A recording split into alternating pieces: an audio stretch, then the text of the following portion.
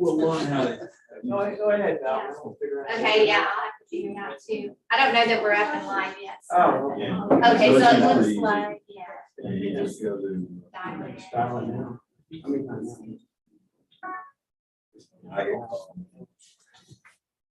We're live, we're not named anything in particular though. You got the YouTube going? Yeah, I have What we a do here YouTube, but is it's not named anything in Hook your particular. phone to this with Oh, 'cause Bluetooth I and didn't then set up dial. Yeah, it's just. Don't it's just bother. whatever. You get us It's all. just named Aransas. Don't put anything else on my phone. Unless, I mean, we want to stop it and start it again, we can start a new one. It's fine. I think it's Okay. on. Oh, 8:30. We'll just know that it's being recorded though, right? Yeah. So do I press this button? No. Okay. It's already on. Okay.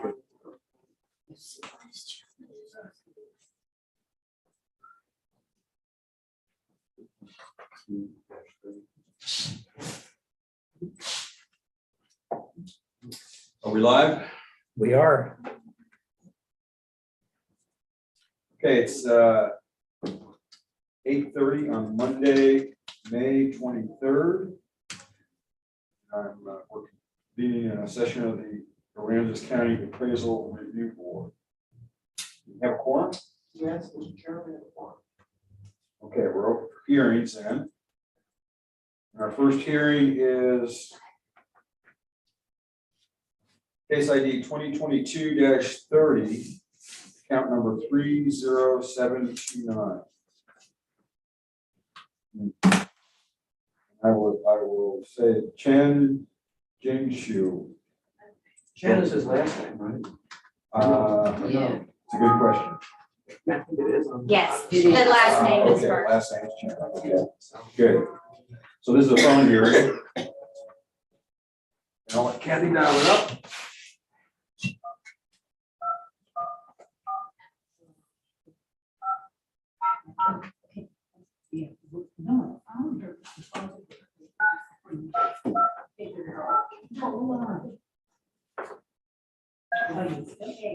That might be a lady. I don't remember to talk to her.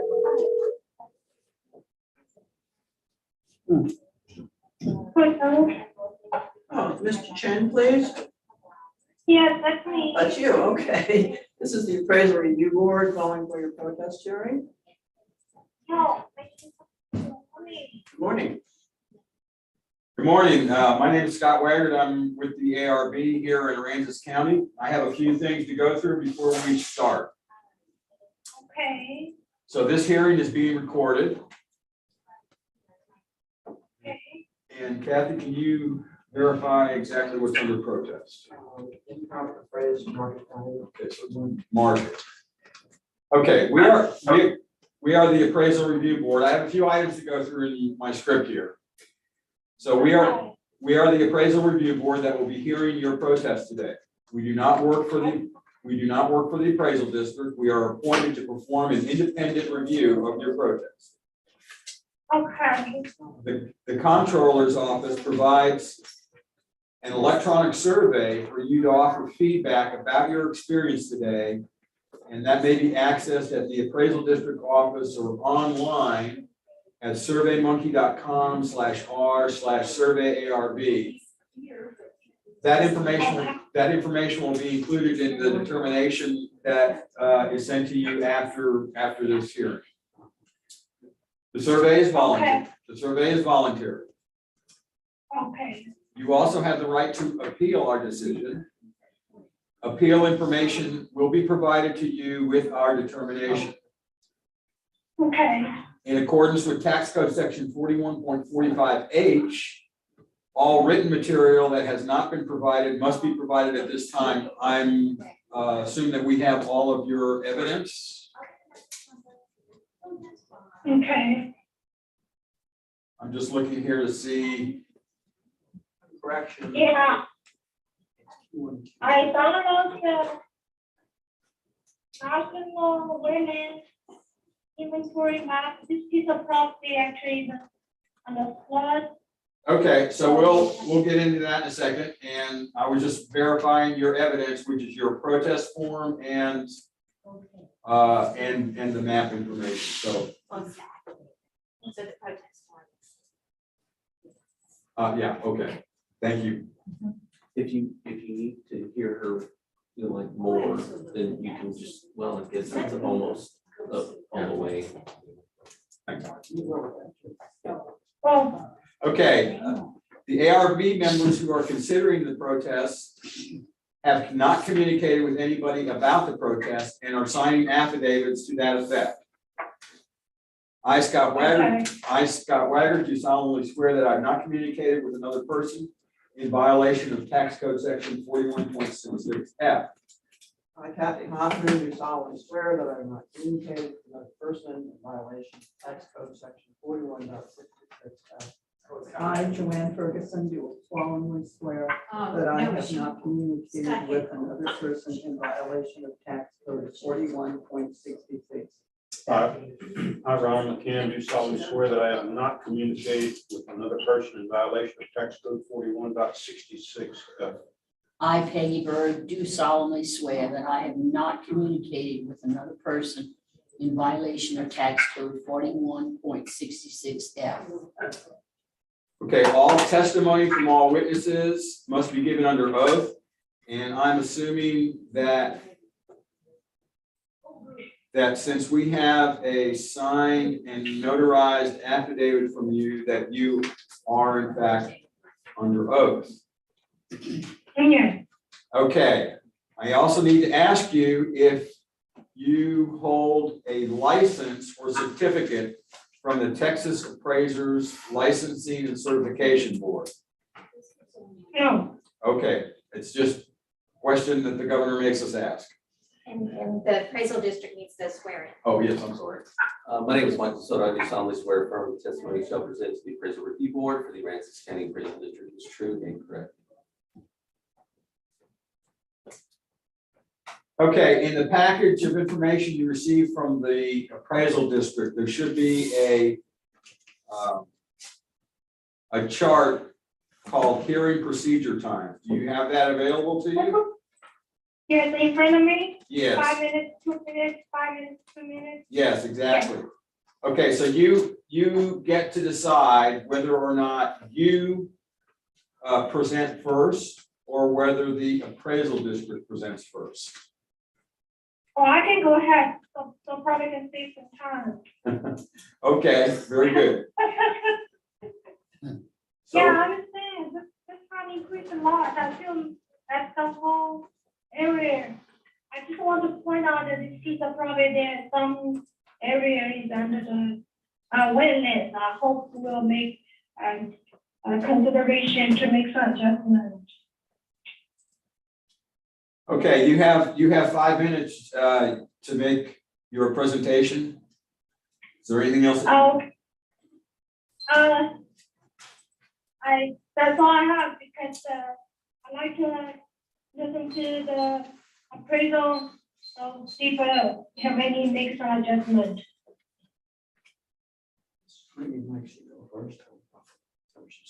No, She said that she wanted to go first. Yeah. She had her over. Okay, Mike. Is she done? Ma'am, I assume you're done for the moment? You'll have Yeah. you'll have another opportunity to ask questions here in a minute. Okay. Okay, starting my presentation, with the subject property owner, she indicated that a part of her land was under what's called wetland survey. In her evidence package, she provided a national wetness inventory, surface waters and wetland survey map. There's just a small corner of her land that's under protest. It's a northwest corner. It's just a very small portion of her land that she actually presented any information about.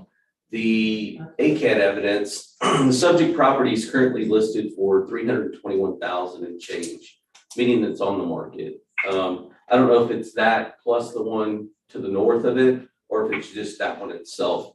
But the subject is currently on the market for $321,000. So let's bathe it in the backdrop of the property owner really believes this stuff is worth more than what we have on it at 80. If that were not the case, it wouldn't be asking me 2.5 times or 3 times what we currently have it on the market for. So any kind of wetlands, whatever, any kind of wet, just let that be the backdrop. As you can see on the very first card, we have account number 30729. Subject property is currently assessed at $80,500. You can see that we have the table there is congruent with the table along that Highway 35. I'm sorry, the Highway 35 corridor there. The next thing that you see is pictometry imagery. Now, this imagery, if we can pull that up, that imagery, you can see the blue, that's the subject in question right there. That's going to be important when we talk about the wet area. But if we were to zoom in a little bit right there, you would be able to see that the corner, the northwest corner, which is this corner right here, this corner right here is what's indicated, and that's congruent with her little survey map of the wetland survey. If we move on, the burden proof for both market and equity lies with the district. And so you can see from our comp land grids, you can see that the weighted indicated value is 123,000, which well supports, that's 50,000 or 40-something thousand dollars over what the value currently is assessed for. So we support that land value. You can see the sales there in that area.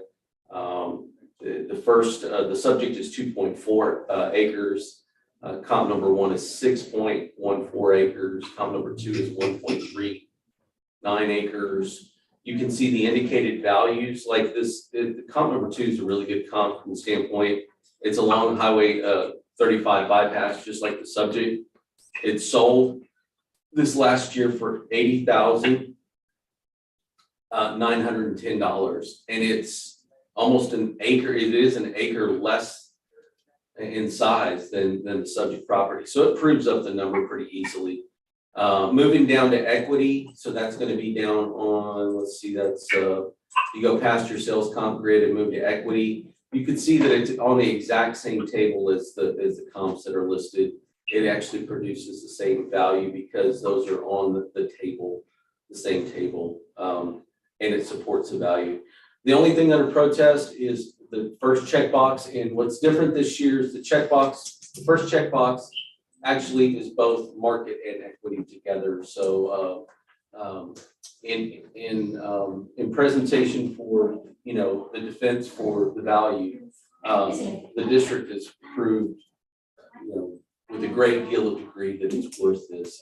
Now, if we're taking into account that little northwest corner, we can do in the rebuttal and back, we can do the calculation of what that would be, and then the board can consider whether they want to take anything off of that wet area. That's all I have. Hey, Ms. Chen, you have 2 minutes to cross-examine and. Yeah. Well, I hear what he said. Thank you so much. And very thorough, very professional. I appreciate it. As for the listing price, because that's what I don't live in Rockport. I live in Dallas. So I will talk to my agent because that's what she say. But to be honest with you, it's almost 2 years. Even nobody approached us. So I think the listing price is ridiculous. So I need to talk to her because I have no clue over there what's going on. But after this meeting, I will talk to my real estate agent and see what's going on. Anything else you want to add? Any questions for the district? I hope you will consider the wetland, the victims, the adjustment, so you truly affect the property price value. That's all I have.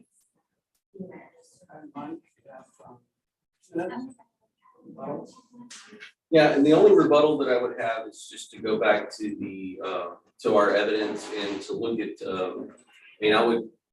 There's lots of places in the county that have like either depressions or low areas. you know, I do have pictometry in my evidence set. I do have a comparable along Highway 35, and one pretty close at St. Francis Circle. They're both 1 acre, approximately 1 acre smaller than the subject. That's comp number 2, that sold for $80,910. So my point to this is that maybe those have a little wet area and nobody cares. I can tell you that it's an acre less. So even if you were to say that, again, for argument's sake, let's say that comp number 2 were 2.4 acres and half of it were wet. It still supports the value. Do you see what I mean? Because it's a. No, I do not see your meaning because the wet is Ma'am. wet. Ma'am, you have to wait. Ma'am, you have to wait for a moment while the district is making their rebuttal, okay? And you have an opportunity to chat in a second. Yeah, my point is that you could have comp number 2, an acre larger than it is. Let's just say for a hypothetical situation, instead of 1.39, it's 2.39. And an acre of it was wet. It still supports the value because it's an acre less than the subject property, if that makes sense. So if you're trying to make, even in your mind, if you're trying to make sense of like, well, what do we adjust for this little northwest corner? Maybe nothing, because you have a sale in your hand that's a whole acre less, that's approximately sold for more than what the subject property is currently valued on the same street. That's what I have. Jan, you have, Well, you yes, have yes. some other questions, if you have them. Yeah, I disagree with what he said. You cannot just say, oh, corner, this one, meaning that. Because the wetland is wetland, you cannot you have to get they approved if you decide to develop that corner or whatever reason. Because that's what the designation for, so it's the wetland it has a lot different requirements, so it's not valuable as a not wetland. It needs to be considered as it's not because of a little one or bigger one, we cannot do that. Because this is a professional, this is talk about the value. The designation is more corner. If you look at the map, actually for the whole area, a little bit more than you can tell it's much lower than it's not this big corner, but that doesn't make this corner, that means this corner cannot develop. That's the special approval. I hope that the order will take consideration. I don't want to argue, I have no desire to argue, but I hope it will take consideration because it is a problem. Thank you. Thank you so much. Mike, you have 1 minute for closing. Did I get my cross? You did. I got it. It was all tied in one, but you need extra minutes. No, it's fine. It's just, Go ahead. procedure wise, maybe in the coming months, I just don't remember it being the same way, as last year. In my 1 minute, closing, I'd say if the ARB wanted to, you know, adjust for that wetland area that's indicated by the subject property owner, I'd say do so minimally, you know, $1,000, $2,000, because the reality is subject property has not one time, it's on the market for 4 times what we have right now. It's 300 and something thousand. 160,000 would be twice, and you basically 2 times that amount. So I don't know what you want me to say, other than I've already provided evidence on count number 2 of something that's an acre less and sold for more. Like even if you took that wetland area out, but if you wanted to adjust it, you could adjust it $1,000 or $2. But that, to me, that would be it. Okay. ARB has 5 minutes to discuss. Scott, it would be, could we take a look at the property card for count 30720? It's, if it hasn't been presented, I mean, you can ask about what the value is, I guess. Or can you do that? done that quite often in the past. Okay. Okay, all right. So, I mean, for that matter, I did present the Tom, so you can go look at it.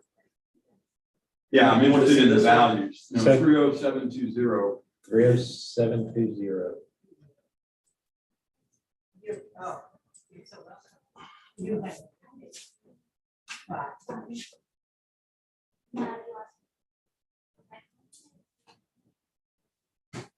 You want the property card? Yeah, That's the property card. 30720 is what you asked. Right for. here.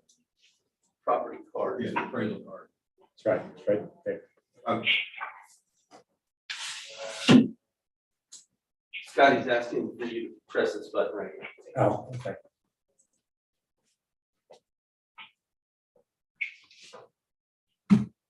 He has to pull it over. Yeah, there we go. Excellent. And that's, Scroll down a little bit, I think that's what it is.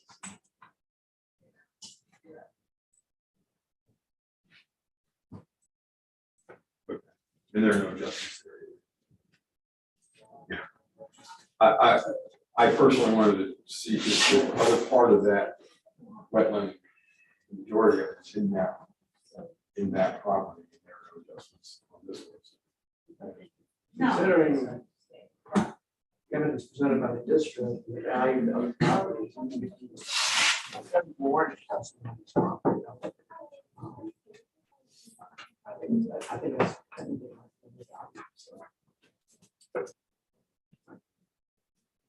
I have to agree with what the appraisal has presented to us as far as that.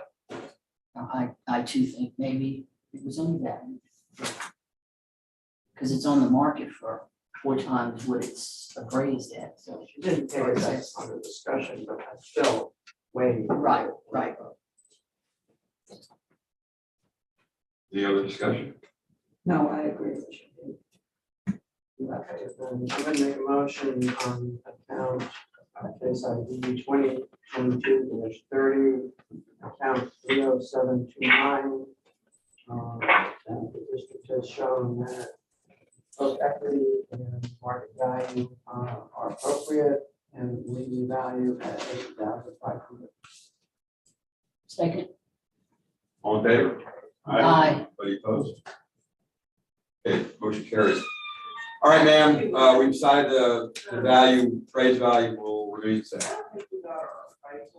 Okay, You have any other questions? I know, I think about it after you. Okay, So. you'll receive information in the determination package that will be sent to you shortly. Okay, thank you. Thanks. There's like a block right there, like a- and I'll let you do it then. It's in the middle down here. Perfect. Yeah, and you can see that the little green, the green ones went off as soon as she did that. That's how you know. Like on this other See this tripod. These are green. Yeah, they're green when they're active. And then they- Cool. All right, we have another phone call in, and this is for 2 cases, number 78 and 79. Last name is Collins.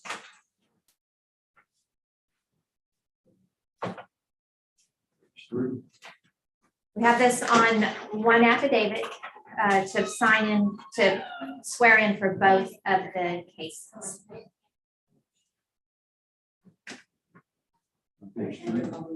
Yeah, page 3 of your,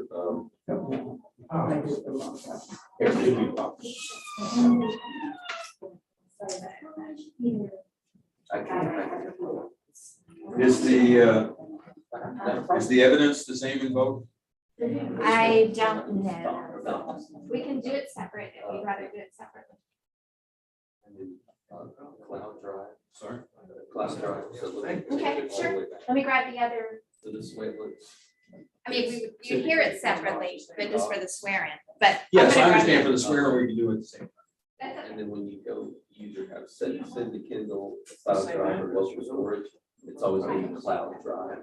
And then you're looking for today's date, which today's date is the 23rd. Okay. And we're doing 40, and then you look for. Okay. Thank you very much. I appreciate your help. No, yeah. You know what the difference is on these microphones? Yeah, macros. It appears one is land and the other one's a mobile home. See how it says Oh, I residential got or it. But the first one does have I'll have my husband down the a land road. component So he should build it, is this? in it.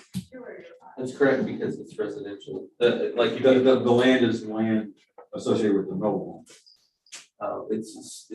you have a piece of land home. and then you have a mobile home on it. Yeah. This account just has improvement. This account has both, probably land and improvement on it. The second one's just. The second one is just the mobile. Oh, I'm sorry, I read it wrong. Okay, if you see prop use under the top titles, prop use, you'll see R for the first one. Yeah. And then the second one is MH for mobile home. It kind of includes you in. Does that make sense? Yeah.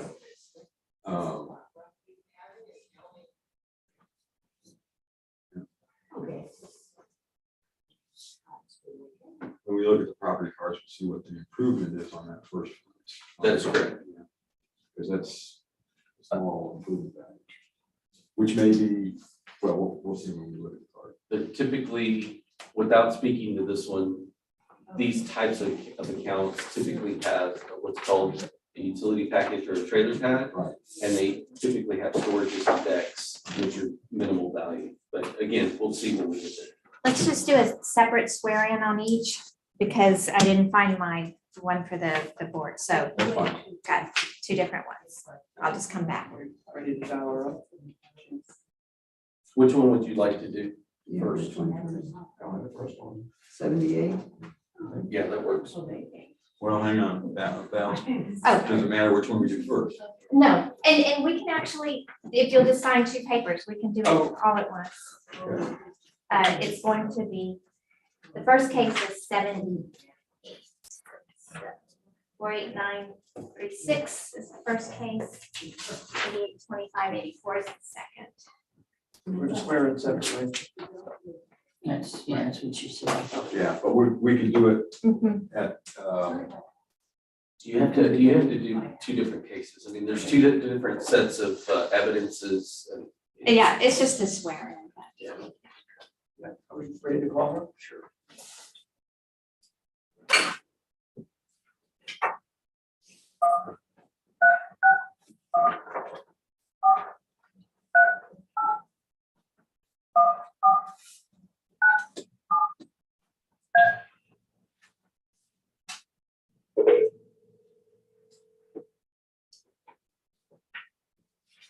Hello? Hello, Ms. Collins? Yes. Yes. This is the appraisal review board calling for your protest hearing. Yes, ma'am. Okay. good morning. Good morning. I have a few items to go through as we start. So let me get through all this in the script and then we'll carry on from there. So we're commencing a hearing on case number 2022-78, account number 48936. Melissa and Larry Collins. This hearing is being recorded.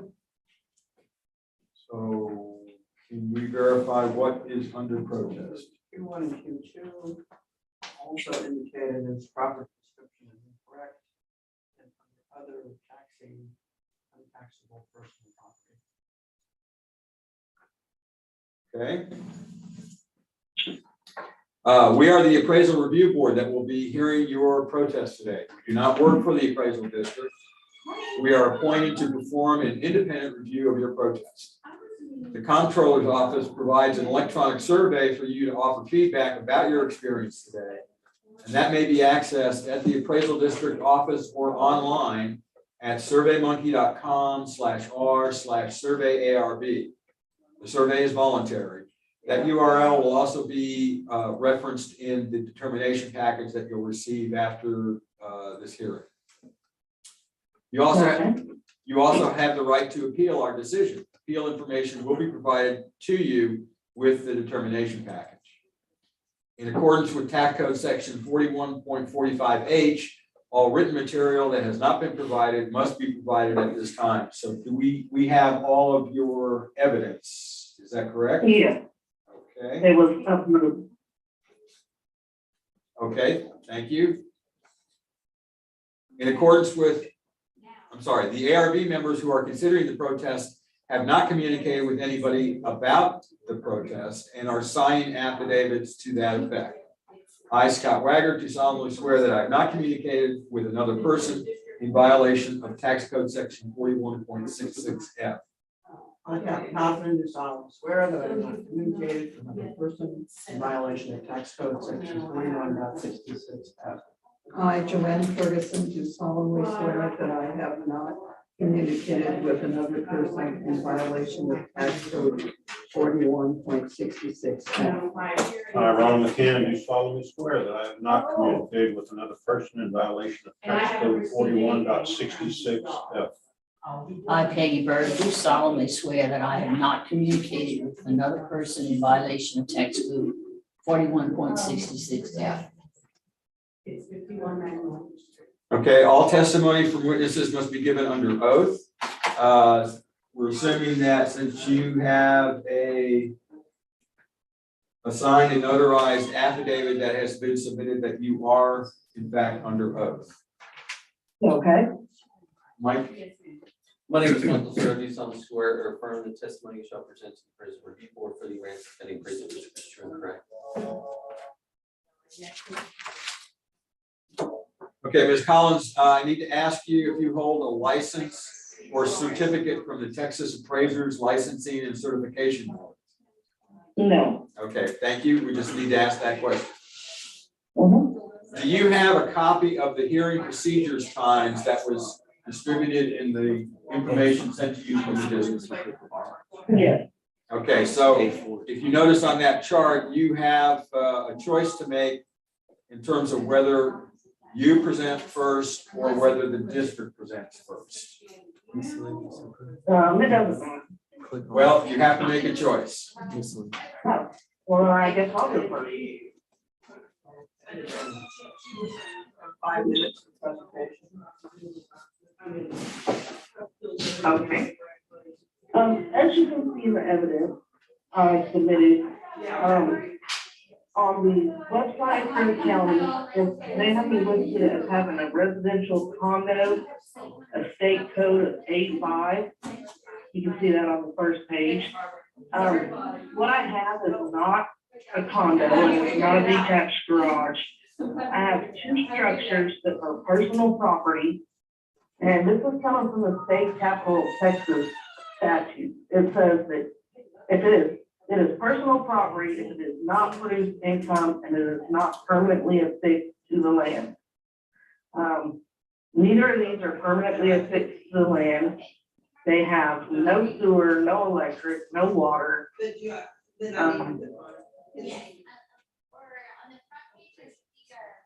For taxation purposes, a shed will be considered real property if it has been permanently attached to the land, and personal if it can be moved regardless of how much weight it has. That's on page 3.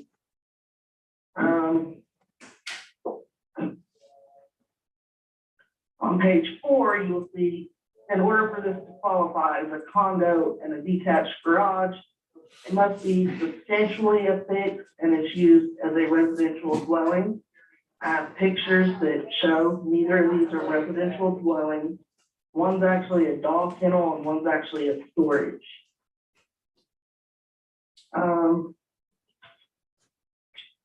You continue to page 6, you will see pictures of the dog kennel.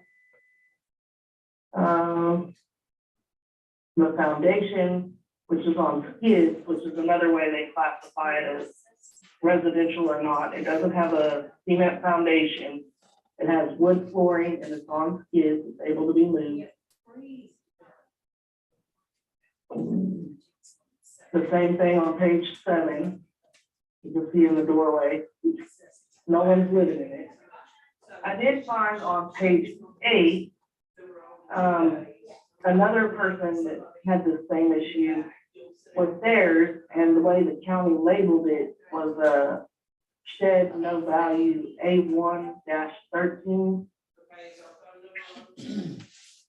I'm not sure if that's correct either, because A1 is listed as a single family residence, which is not. I've attached the property codes on page 9. And I guess I'll leave that up to y'all, so what category it fits in, but as far as I'm concerned, it's not something you can live in, and it shouldn't be taxed, so.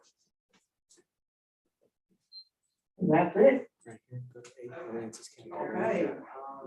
Aransas CAD Bible. 2 minutes across the table, and 5 minutes presentation. Hold on for just 1 second, getting organized for that. Information. District information. Yes, improvement. Yeah. Okay, go back, get back. And go to state key codes, state key code.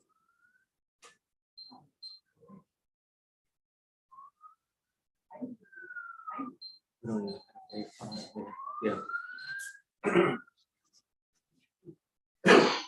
Man, we have 5 minutes for presentation.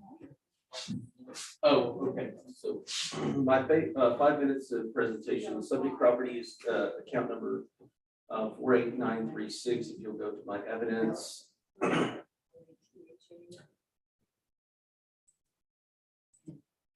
Subject property looks like the last sales price for the subject was $279,000 this last year. So the subject property was a sale this last year. Now that was inclusive, I believe, of the mobile home itself as well. So you have approximately $127,000 in this account. And for purposes of addition, you have $84,150 in the other account, which is the mobile home account itself.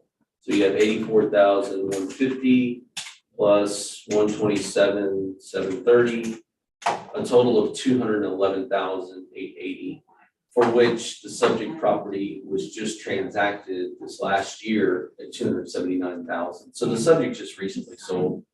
You can see on the second page there, you can see the pictometry imagery.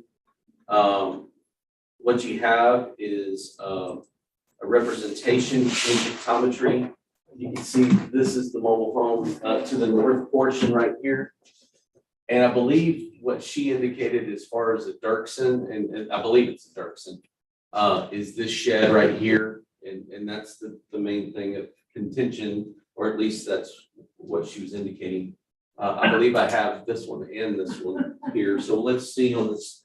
On the next page, we have the property card. Let's see. Yes, we have the property card. So you'll see that the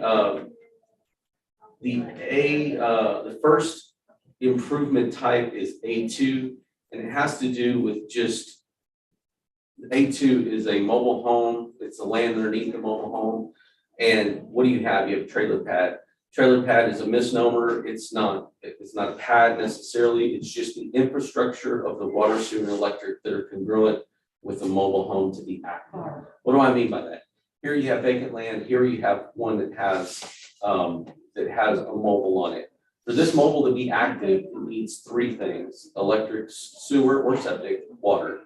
To be that package of those utilities, infrastructure to the land. We have some inherent value, and you can see that value is only $5,400. On the second thing that you have this small, what we considered a cabin. The subject property owner is saying, hey, it's not a cabin, it's just a dog kennel. Okay, there probably could be an adjustment for, it not being non-air conditioned or things of that sort. But it's nonetheless there. It nonetheless has inherent value to the subject property. I can look at that situation. But again, you also have a detached garage. and you also have a covered porch that are on the property. That cumulative total for that second improvement, as it were, is $29,000 and change. The majority of which is that cabin. Again, if it's not air conditioned, then we can function, we can do a functional obsolescence, and you can take that value down. You're welcome to do that. Continuing on our comp sales, what are some other sales that support the value of the burden improvements on the district? The subject itself sold for $279,000.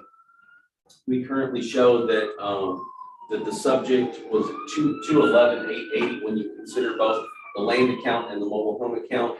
That would come to $211,880. As far as the state code for condo A5, in our system, A5 is a miscellaneous improvement. It's not a condo.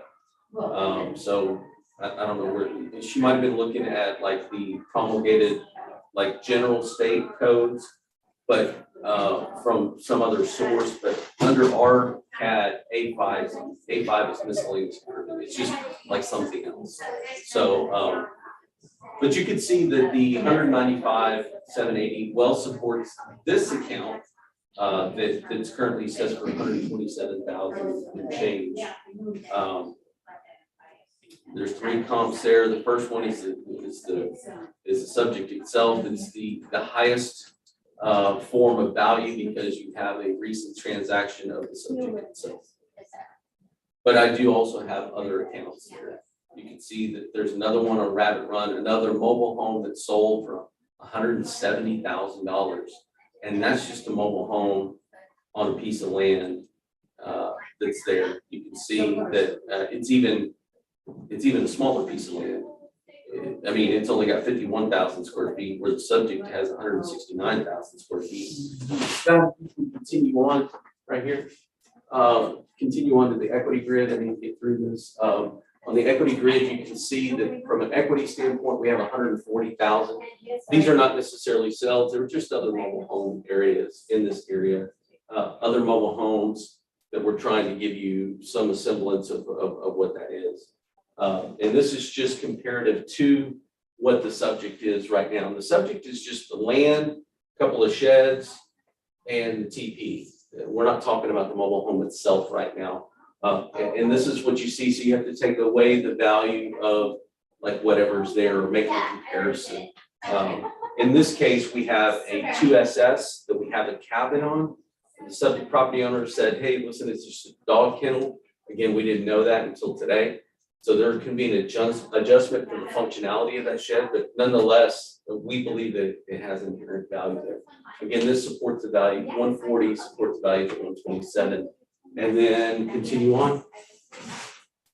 And then behind it, you just have a sales register report of other mobile homes that have sold in the area. That's all we got. And Ms. Collins, you have 2 minutes to cross-examine the district and 2 minutes for rebuttal.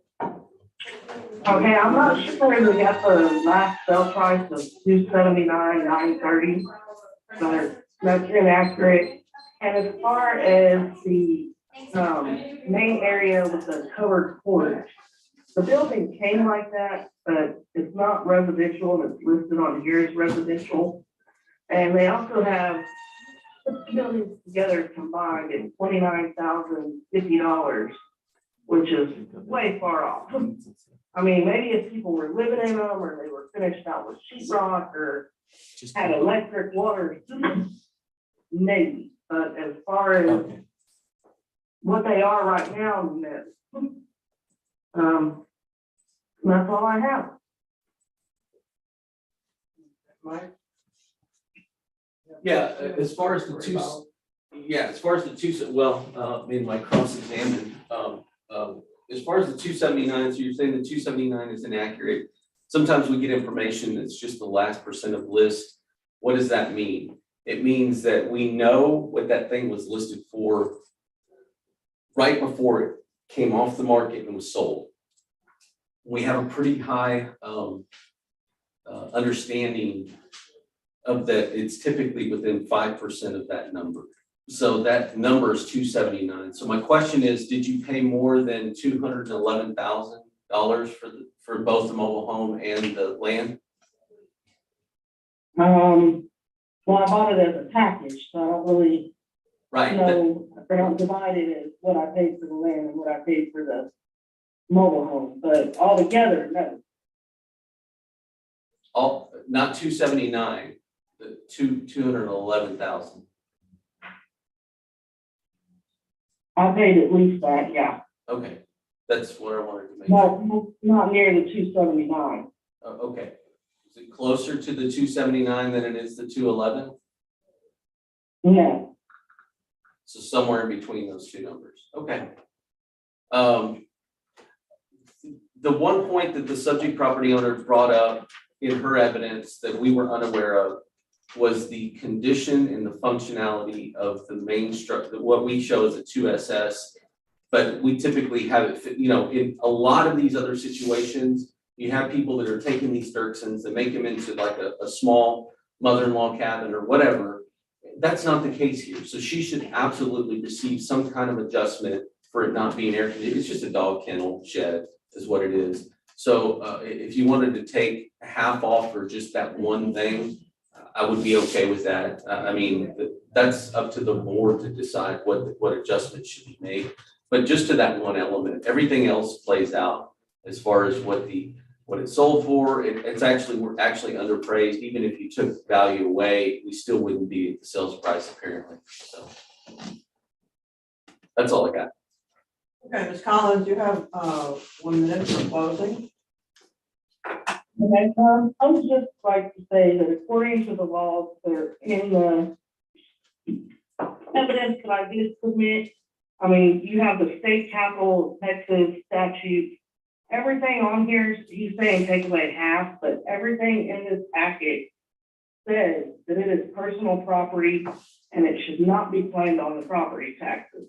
I understand they made a mistake. Yeah, some people do live in these things, but you can clearly see the inside of mine. That is not the case. I mean, like I said, they're not permanently affixed to the land. They don't have water, sewer, any of that hooked up to them. So everything in here suggests they're tangible personal property that aren't producing income, and they should be exempt from all taxation of property taxes. The only taxes that should have had to be paid were the sales taxes, which were paid when I bought it. And that's all. Thank you. Mike, you have Another minute? Yeah, the last thing that I would say is that if, the last thing that I would say is because in my evidence, I presented a pixometry imagery, if you could pull that over. So the subject was a sale, meaning all the conditions, the way it laid, influenced the sale itself. So in here you have the 2022 year, which is the year in question. And in here you had January of 21. If you'll notice, this is gone right here, but these two structures right here were added to the property. They were not here, and they are here now. One is a detached garage and one is a Dirksen building. I mean, she's claiming that this one has, is not a full cabin. I agree with that. I mean, it needs to be adjusted, but to say that they have no value is it's just not there. So which one is the dog kennel? I believe, and maybe we could ask her this, but I believe it's the one that's the longer of this one's the DG, is that correct, Scott? That's correct. This is the DG and this is the dog kennel. It's the one with the garage door, the one you're calling a detached garage. That's the dog kennel? Yeah. So the bigger of the two buildings is the dog kennel? This is, I'm not sure. It's This the one is- with the garage door on it. this is So that's, that's. this is the one that we have as a 2SS right here. So which is the one that you say is the dog kennel? The one with the roll-up garage door. So it's that one. So we have it as a detached garage. So were you showing two different pictures? I'm just trying to understand now because I'm confused. You showed pictures of like dog kennels inside, Is that the one that has a porch in front of it or a porch on top, in the front of the Dirksen? The one that has the porch on it is the storage. And if you look on. That's the storage. That's the dog kennel. I guess, but the dog kennel is attached. The dog kennel is affixed to the real estate, is it not? No, it's not. Neither of these buildings are fixed in either way, anyway. Well, I mean, Yeah, page 6, where the picture was taken from, that was right under that roll-up garage door. not that it's nothing, but how did you get this permitted through windstorm here recently? I haven't got it permitted through it. I didn't know I needed to do that. You might want to check into that. You recently purchased this. Did you come, and this is not anything to do with the case at all. This is just informational. Did you come from another area, ma'am? Yeah, Okay, we recently, in the last 5 years, we had a major hurricane here, and I can just tell you that putting things down without them being affixed, you might want to check with your windstorm, which is required. There's 13 counties along the Texas Gulf Coast that you have stringent windstorm codes, and they require strapping and all kinds of different things, so. San Patricio, one of them, because that's where I came from. Yeah, absolutely, San Patricio is one of them. Definitely. Well, I've never had it there either. Okay. It's not prevalent right now, but just information. So Are you been through with your presentation? Yeah, you should ask her questions if you want to, but I mean, I don't know. There's two things there. She's claiming that they have some less value than what we have. One storage and the dog kennel. I can tell you which Either one. which are attached. yeah, which is which? Okay, I can tell you what we have. We have this as a DG, which and then we have this one as a 2SS. And if you go back to our card, Scott, if you just pull up our card, and Ms. Collins, I'm bringing up what the board wants so that they can distinguish which one is which. Okay. And if you hit preview, Okay, so in this situation, we have Oh, yeah, this yeah. and this. Yeah. This is the roll-up, the 12 by 32 DG3, which has a value of 5,320. And then we have this MA, which is 22,000, has that porch in the front. Again, here's the road down here, and this would be where the mobile home is, and then this is the orientation that you see. And the one with the porch, that's on number 7 of my evidence. Okay, And you can clearly see in there, there's no one living in there. Not finished out, it's just a storage.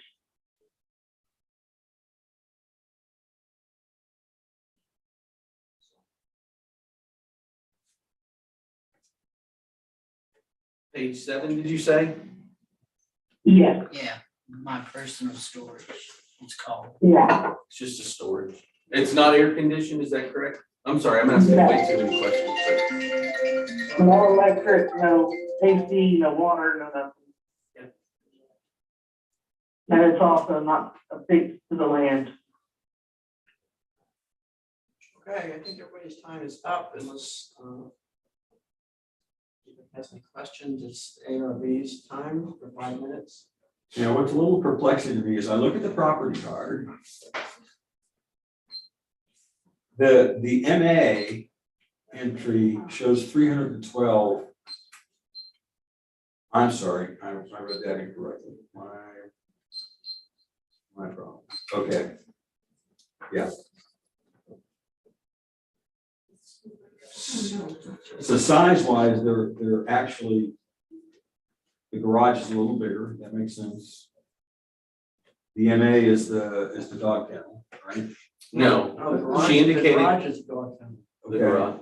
And so it feeds correctly, Yeah. there's no air conditioning on it, so I think it feeds correctly. If there's anything that needs an adjustment, which I agree with the property owner, it's the MA, because there's no electric, there's no, AC, there's no plumbing, there's no nothing to it.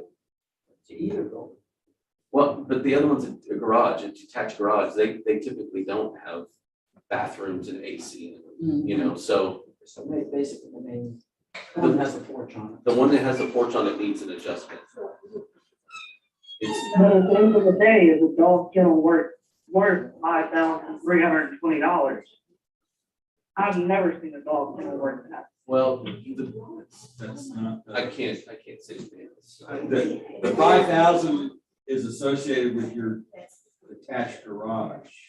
Yes, Which is a dog kennel. Which is the door. It's a dog kennel, but it's actually a detached garage. that's correct. It's functioning as It's functioning That's now. the way but- that's the way Right. she's using it, but I mean, you can put a car in it. Right. Put something in it, you could put lawn equipment in it, you know. It's, So yes, basically, if that doesn't make an adjustment, the NA doesn't have any air conditioning, water or anything else. This is, it's what, 22,000, I think you said? Yeah, on the car is 22. Yeah, All right, I think that does need an okay, adjustment. good, thank you, okay, good. So if we take off. Oh, what percentage do we take off? We haven't even gotten to the mobile home. No, I'm sorry, I didn't mean to call it Yeah. mobile home. The main, the NA. We cut it in half as the district is suggesting. We could make it $11,000. Yeah. Correct. yeah, I would be in favor of Yeah. making that adjustment. Less, what, 11,000? Is that what you said, Kathy? I did say.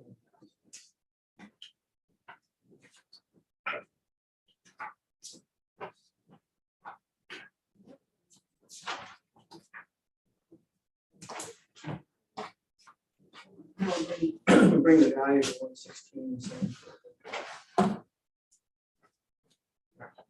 Yes. I like where you got to it. You Yeah, just took $11,000. you're right. Anybody? You ready for the motion? Yeah.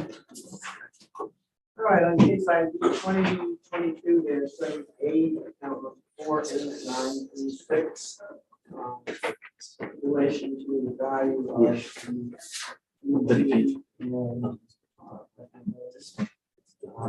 The district. To reduce the value of NA 22,000 to 11,000, bringing the total value of property to $116,730. I agree with that. That's- All in favor? Aye. Hi, Anybody opposed? Okay, motion carries. So Ms. Collins, you understand what we did? Yeah. Val, can you verify? Okay, so we are closed on that hearing. We're going to proceed on to the next hearing, which is. Where's my paper? Yep, thank you. It's case ID 2022-2022-79. Property ID or account number 8820584. Again, Larry and Melissa Collins. We are just going to swear in individually again. So I, Scott Wagner, do solemnly swear that I have not communicated with another person in violation of tax code section 41.66F. I, Pat Hoffman, do solemnly swear that I have not communicated with a person in violation of tax code section 41.66. I, Joanne Ferguson, do solemnly swear that I have not communicated with another person in violation of tax code 41.66F. I, Ron McCann, do solemnly swear that I have not communicated with another person in violation of tax code 41.66F. I, Peggy Bird, do solemnly swear that I have not communicated with another person in violation of tax code 41.66F. Okay, and Ms. Collins, as with the other case, we have yours signed and notarized affidavit, so we'll assume that you're under oath as a result of that. My name is Michael Soto. I do solemnly swear affirm the testimony you shall present to the appraisal review board of the Aransas County Prison. Okay, proceeding on, you get to choose whether you go first or the district goes first. I'll go first. This case was pretty simple. Last year, the Aransas County had the home worth $85,230. Based on the IRS, they say that a home depreciates over 27 and a half years, which would make the total appraised value this year $82,130.73. I mean, I'm fine with that, but I think it's a little less than that based on the condition, but that's up to y'all. That's it. Okay. District, you have 2 minutes for cross-examination and 5 minutes. I'll give you 7 minutes. I don't have anything for cross. I'm just gonna go straight into my evidence. Unlike the last one where you had considerations for land and other things, what you have here is just the mobile home value. The reason that they're separate, normally they would be pulled the same if the mobile home was elected as real property, but we would have had just one case. In this particular instance, we have 2 cases, and this is just a mobile home, so you have to think of it in that way. The card actually shows not the card, the pictometry actually shows the same thing because it's the mobile home in front. When you go to the card, we have 84,150. What you'll see on there is just the mobile home itself. It has 84,150, 84,150. So then the burden of proof is on the district. What are some other sales of other things that of other mobile homes in that general area? Again, you take the first one, which is the comp itself, it definitely adjusts out, even if the subject property owner said that the 200 was closer to the 211 than it was the 279. Again, it still supports that value. Comp number 2 is another mobile home on the same road. It's sold for $170,000. Okay. Now it had land, so you have to pull that land value out, right? Does that make sense on comp number 2? So you see a negative 38. That value is still supported at $139,000. Meaning that if you were to take that comp and say, how is it like the subject? Well, it's not like the subject from a land standpoint. So take that value away. 170 minus the 38 and all the other changes still comes out to 139. That's still, what is that? Almost $40,000, $60,000 over the current appraised value that we have. But not only that, you look on the next page, you look at comp number 3 and 4. These are other mobile homes. Okay. And if you have mobile homes, you look at what those are sold for. $251,000, $216,000. It is unbelievable that mobile homes with land are selling for that much, but that's absolutely factual when you look at what you have in front of you. Now, in both of those cases, comp number 3 and 4, again, you have to pull out the land element, but you're still left with value that well supports the value of $84,150. When you move down to comp equity, these are not necessarily sales, they're just other mobile homes and how are they assessed. You can see that in this case, what we do is we focus on the class. The class of the subject is a double wide of 5D28 plus. What is that? It's a double wide. We have from classes from 1 to 6. This one's class 5. This particular one is 2,340 square feet for the subject. You can see comp number 1 has 1,568 square feet. Comp number 2 has 1,440 square feet. It looks at those adjustments and says, hey, that it's something different. So you have to make the appropriate adjustment for that particular property. You move on down to comp number 3 and 4. Again, this is these are just mobile homes. And there's just comparisons for mobile homes. And you can see that comp number 3 is currently assessed at 82,000. Comp number 4 is currently assessed at 80,160. It looks at the differences of those mobile homes and it makes the appropriate adjustment. You can see that the equity value of 92,094 supports the value that we have at 84,000 and change. And that's all we got. In this case, the district says that we have, that the mobile home itself is being treated equitably, and it's also supported from a sales comparison standpoint by large degree. That's all we have. Okay, Ms. Collins, you have 2 minutes to cross-examine and 2 minutes for rebuttal, so 4 minutes if you need the time. Okay, I understand what he's saying about all the mobile homes and the different comps, but at the end of the day, there's no two mobile homes alike. They do depreciate really fast. They're not like a regular house. They do lose value.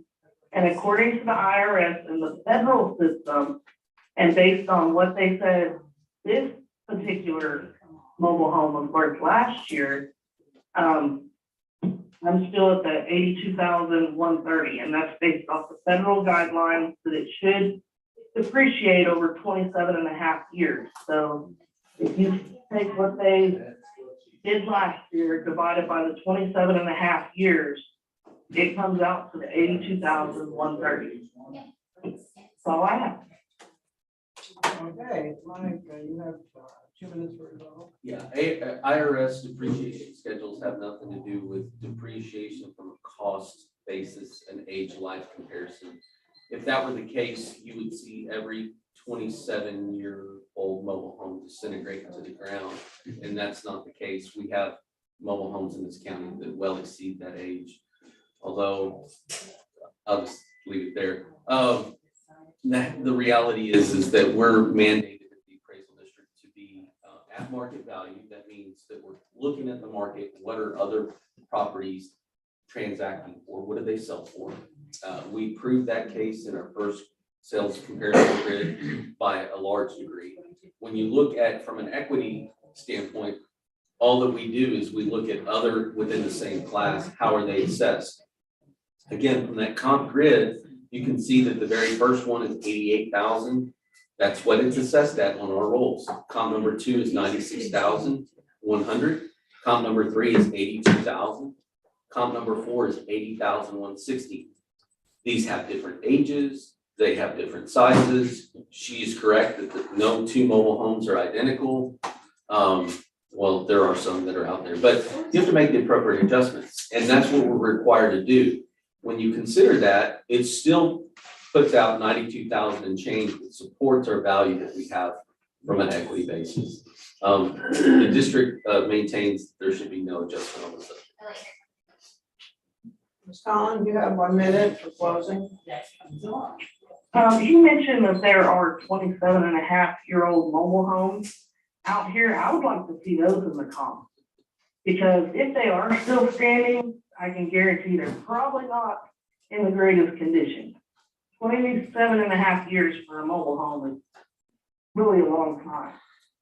But I'm still at my 82,130 either way, so that's up to y'all. Thank you, Mike. You have 1 minute. Yeah, the point to that, I guess Ms. Collins didn't understand that she was making my point. But the point to that is that you have different mobile homes at different ages. We try to find things that are the same class. And, you know, comps number 3 and 4 are really good comps. Comp number 3 is a really good comp from the standpoint that it's assessed at $82,000 right now. It's the same year. It's the same class. It's just a little bit smaller, so there warrants some minor adjustment. But you look at everything. You look at some that are smaller, some that are bigger, trying to get the same class. What are these things selling for? They're selling well in excess for, in my opinion, what they're really worth. But it doesn't change the fact that these are transacting. I'm going to read these one more time. 279,000, 170,000, 251,000, 216,000. Those are actual sales that are occurring in this county. That's all I've got. Okay, ARB, we have 5 minutes. Yeah, I'm looking at equity comp number 3, and as Mike indicated, and I agree, it's pretty much almost dead nuts on comparison. And the adjustment the adjustment for a small difference in area, living area. Puts it at 83,450 in comparison to the target or the subject property. So I'm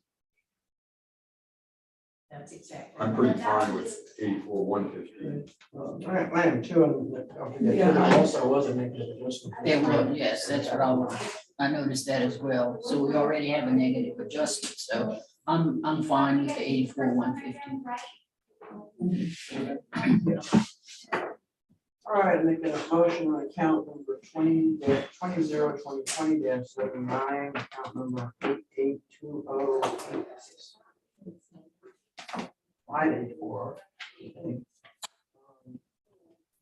District has shown that the property value is currently assessed for does meet for market value and equity value.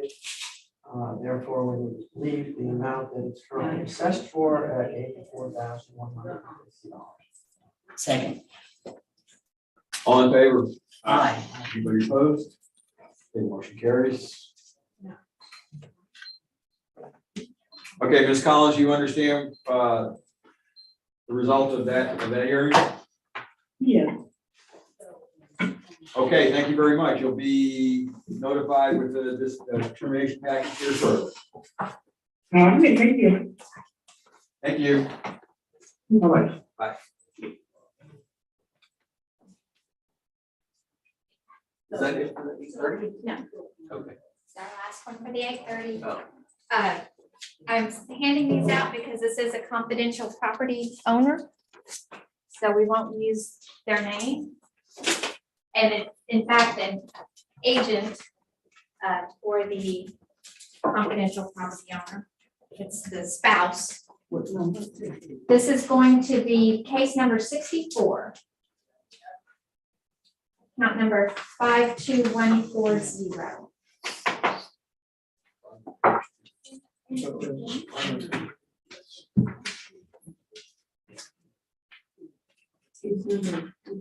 Six four. Yeah, 2022-2022-64 on the bottom of page 2.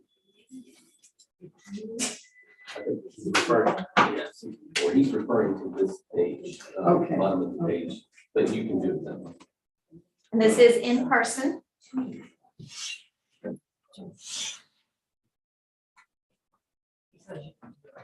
So again, just for clarification, please don't refer to this person by name, just ma'am or sir.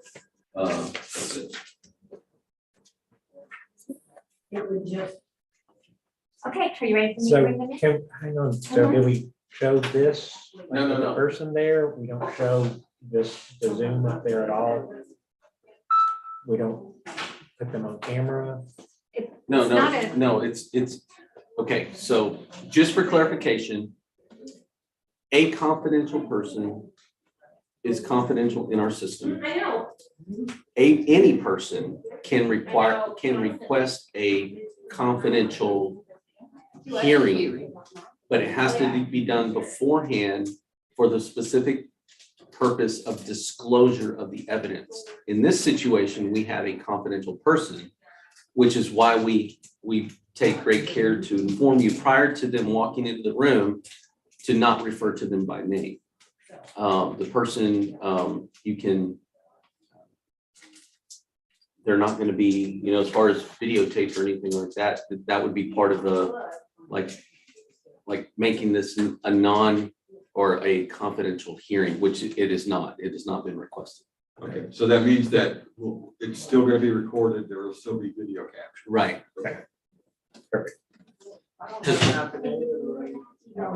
Because they're in person. It's on video.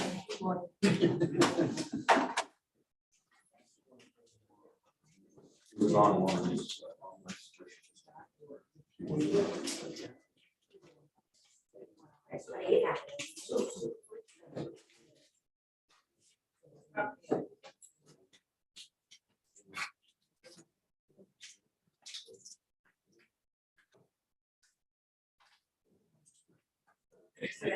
Okay. Carol. Yes, correct. Are there any scissors, Andy? Yes, it has. Right. Oh, my goodness. First world problem. I just wanted to keel over with the neighbors or something. Oh, my. No, it's yours. Oh, it is mine? Yeah, you can use it. What count are we doing? When you, What the count is this? when you swear in, Say It's confidential. 52146, That's what, yes. that'll say- Now, thank you, I was like, Okay, we are opening a hearing on case ID 2022-64, account number 52140. This is it's confidential property owner is present in this hearing. This hearing is being recorded. Can we verify what is under protest? Okay. So we are the appraisal review board. I have to go through it. yes, sir. Script here. We're the appraisal review board that will be hearing your protests. We do not work for the appraisal district. We are appointed to perform an independent review of your protests. So at the end of the hearing, you may complete a survey regarding your experience. The survey may be completed using the survey form and emailed to ptad@communications@cpa.texas.gov, or you can take it online at surveymonkey.com/r/surveyarb. The survey is voluntary. It's also that URL, since I suspect you probably didn't memorize this, I'm saying it, is in the determination package that you'll receive. I've been listening out there, so I think I might have it memorized. You're better than me. Okay, you do have the right to appeal our decision. Appeal information will be provided to you in the determination package. In accordance with tax code section 41.45H, all written material that has not been provided must be provided at this time. I assume that we've Yes. provided your evidence to the. Okay, and the ARB members that are considering this protest have not communicated with anybody about this protest or signing an affidavit to that effect. I, Scott Wagner, do solemnly swear that I have not communicated with another person in violation of tax code section 41.66. I, Kathy Hoffman, do solemnly swear that I have not communicated with another person in violation of tax code section 41.66. I, Joanne Ferguson, do solemnly swear that I have not communicated with another person in violation of tax code 41.66. I, Ronald McCann, do solemnly swear that I have not communicated with another person in violation of tax code 41.66. I, Peggy Burke, do solemnly swear that I have not communicated with another person in violation of tax code 41.66. So all testimony from all witnesses must be given under oath, so we will be asked to swear in at this point. Read it. Yes, yeah, just the confidential. I just solemnly swear or affirm that the testimony I shall present to the appraisal board for the Aransas County appraisal district is true and correct.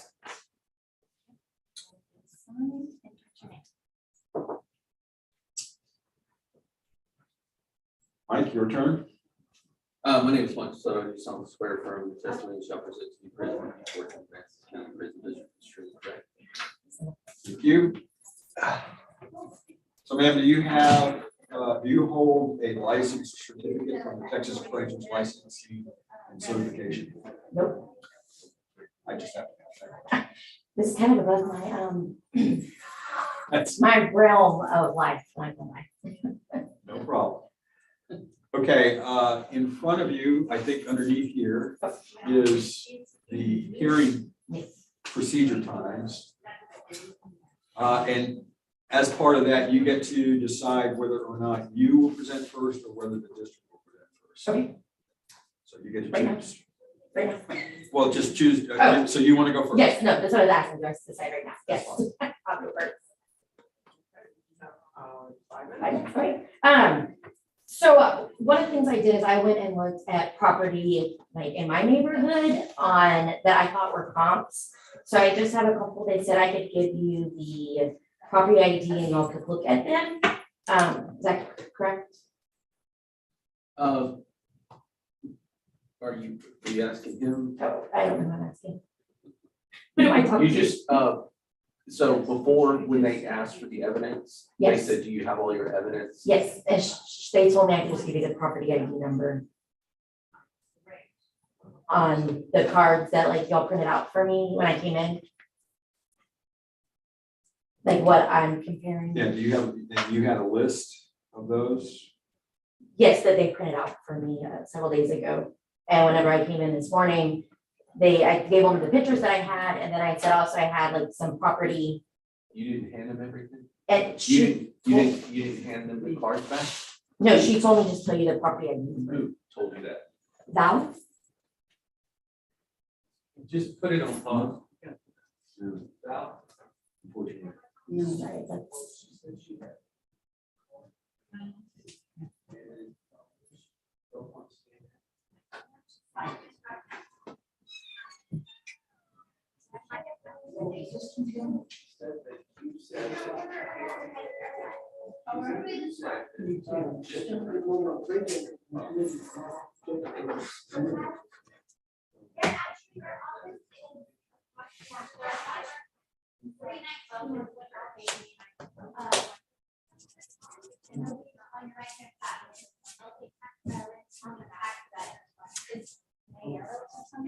I'll scan it in. Well, no, I mean, it's already past the time. So you can't. So the issue is she,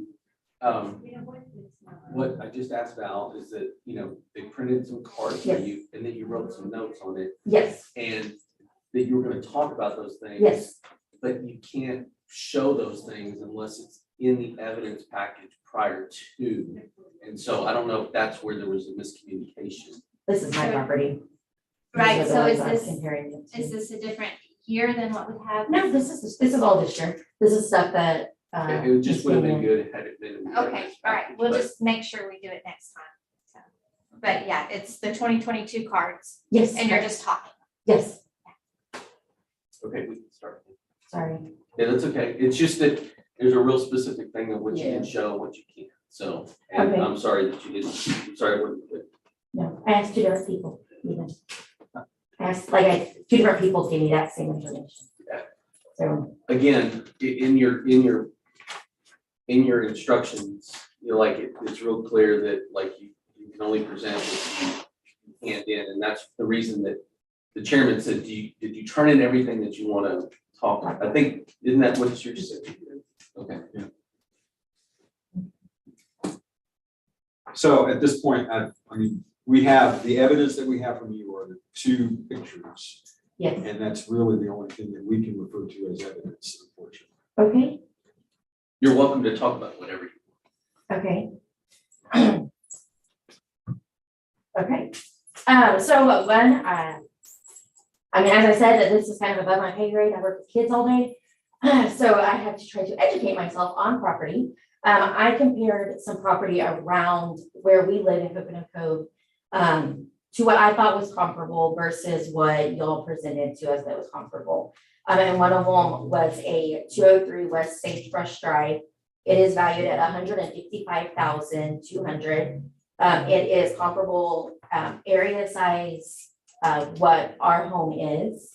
It is actually pretty newer than our home, and it's still valued less. It is only one lot size, so it's a little smaller than ours, but if you added in like what y'all are appraising, one of our lot sizes to be, it would still only put that home appraised at $188,000 versus we're at $220,000.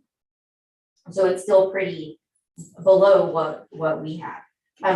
Yes, Well, no, go ahead. I'm gonna ask a question after, but, Is this the picture of what you're talking about? no, this is something different. This is just the comps in my neighborhood that are closer to what I think.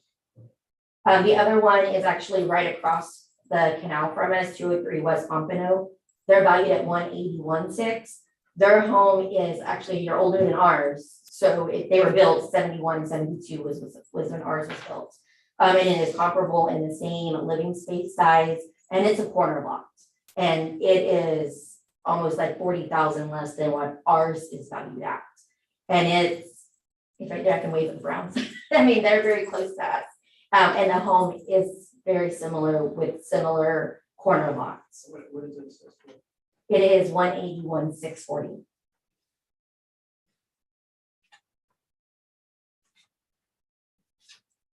Sorry. Okay, sorry. And there was one other property. Am I good? Yeah, Oh. Ray, just put up her pictures, please. There was one other property that was also comparable to ours, and that's 117 Redhead Road. It is appraised at 167,760. It is comparable in size. It was built within 2 years or 3 years of ours being built. So it was built in the 70s, which is when our home was built. It is also 2 waterfront lots, and it's at 167,770. And so that's my comparisons that I did in our neighborhood. One of the other things is, I don't know if you're familiar with Coconut Cove, but we really boomed out there. I see them out doing surveys and selling stuff all the time. I'm not gonna deny that. But on our street, there's only 2 homes livable on our street. All the other ones, the home right here in this picture up here, this is the guy that lives across the street from us. He still lives in that travel trailer that you'll see to the right, which is behind the storage container kind of thing. It's not the best picture, but the travel trailer he lives in is falling apart. His home is down to the frame, and it's been like that, since after the hurricane. And he has not fixed it at all. It attracts lots of rodents.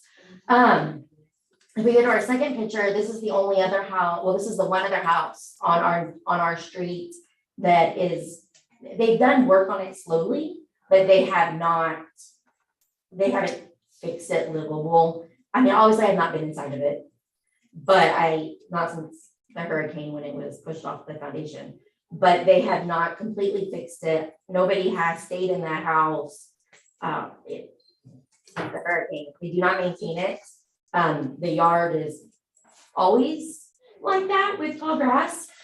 Between this house and our house, there is a lot that's an empty lot that's not maintained. My husband does know that because we have a young child and Is that the front of the house? that's the front of the house.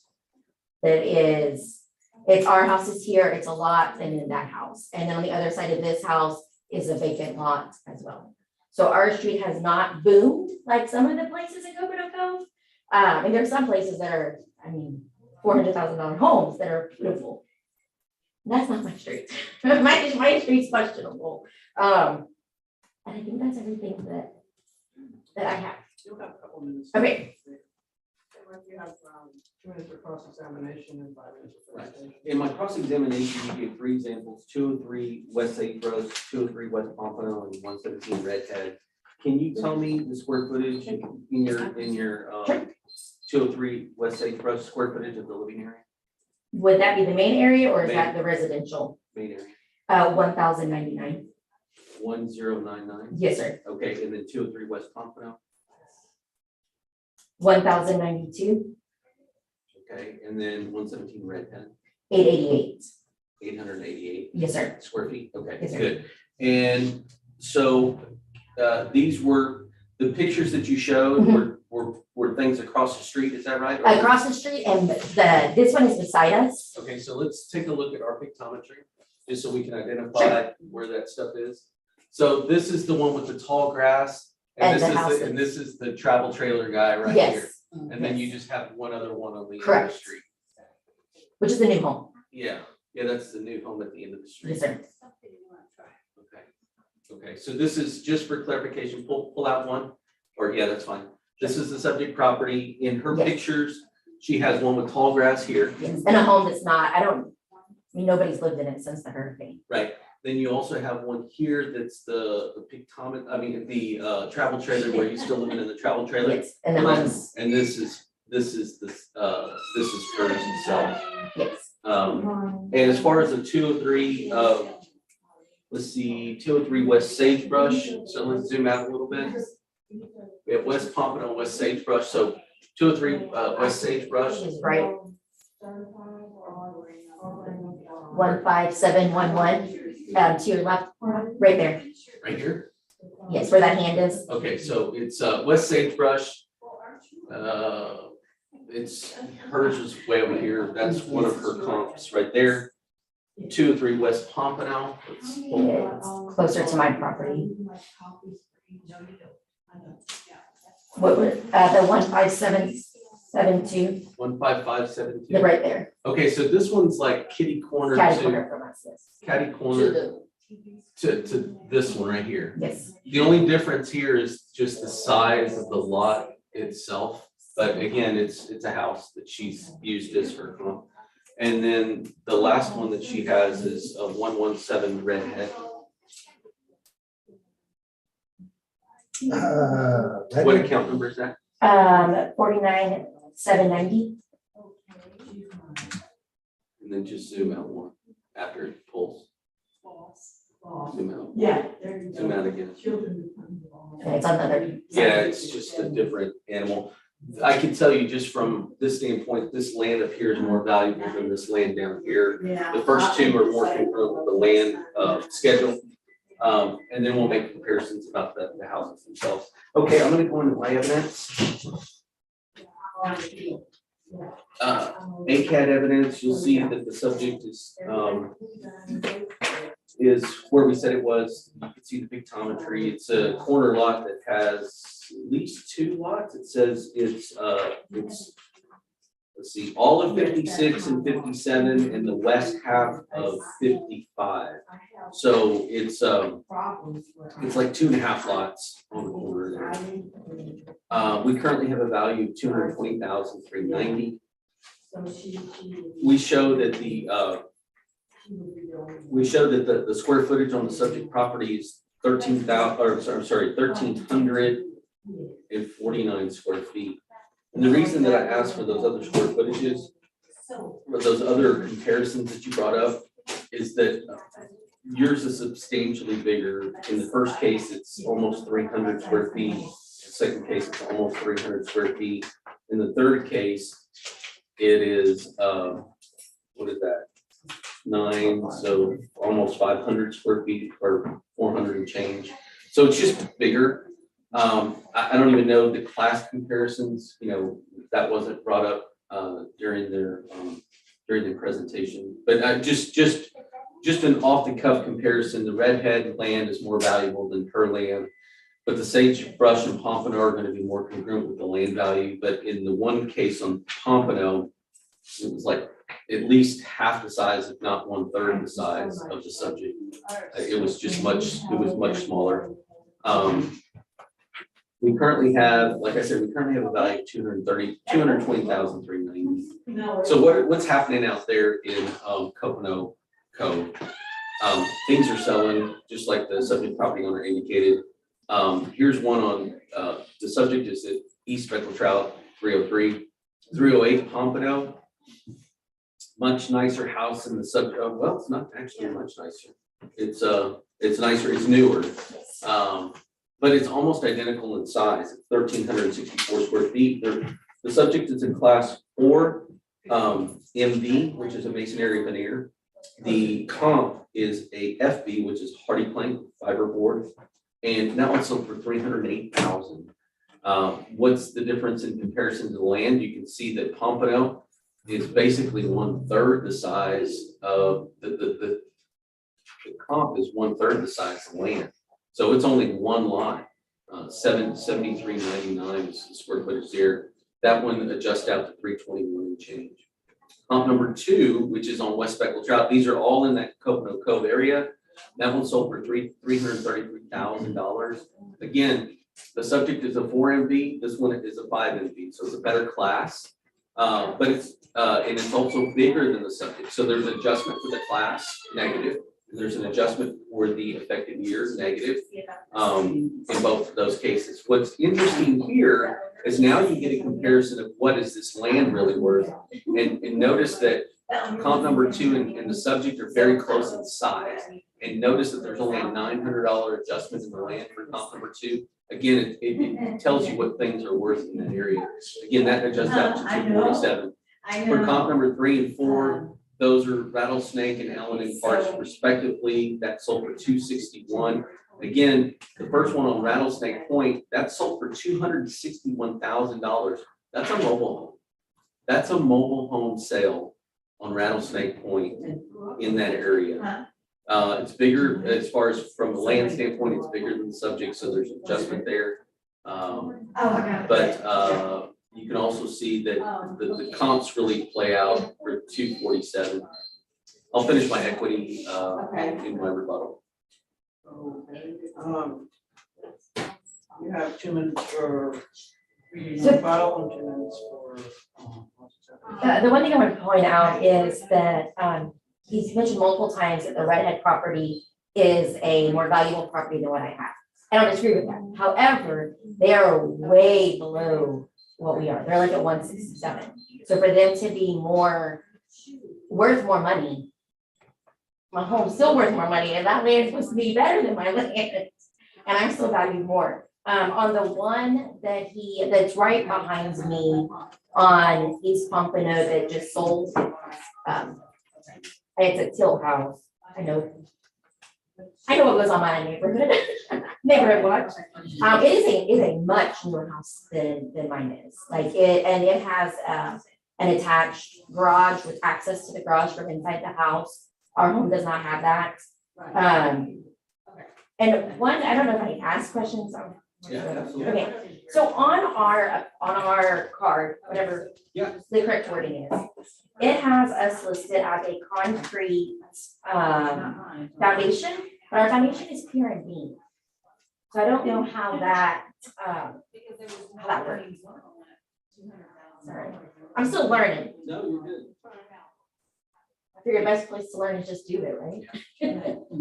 Ray, can you pull up the card, please? Oh, it's right there. See where it says foundation concrete? So 4B and then, Over here, Michael. yeah, over here, yeah. Yeah. foundation. Yeah, that's what we had years ago. It was established in the record probably back in 72. So you're appearing being. Yes, we're here.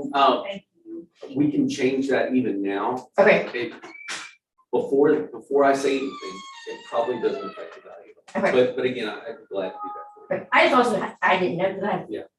I'm trying to find anything I can to figure out how to help myself, Yeah. how to help my middle class self raising a kid.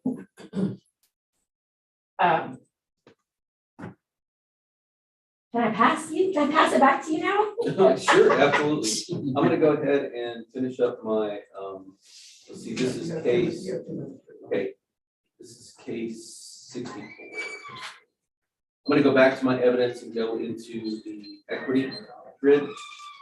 So the district, in my opinion, has proved its case as far as equity value. How's it done so? Well, I mean, as far as sales value, well, the median sales value for the comps that I pulled up was 247,000. That's 27,000 over what we currently have the subject property currently appraised. They're properties that are in the general area. They're Pompano, speckled trout, rattlesnake, Allen Parks. Those are either behind it or to the side of it, or to the north of it, north of the subject. Again, I will point out that one of these was a mobile home sale, double wide mobile home, sold $261,000 on Rattlesnake Point. Again, it's amazing what's happening. And if you continue on to the equity is also proved. These are not necessarily sales, they're just other properties that are in and about that area. We try to stay in close to that same class. So you can see the first one is even a lesser class than the subject. There's an appropriate adjustment both for size and the class. You can see that the land value is very similar in that one, and that particular one adjusts out to 224. The subject is appraised at 220. Column number 2 is on canvas back. Again, that's the same class as the subject, slightly different effective age than the subject. The difference there, the main difference is the size of the land. You can see that the subject has 20,000 square feet as opposed to 8,700 square feet.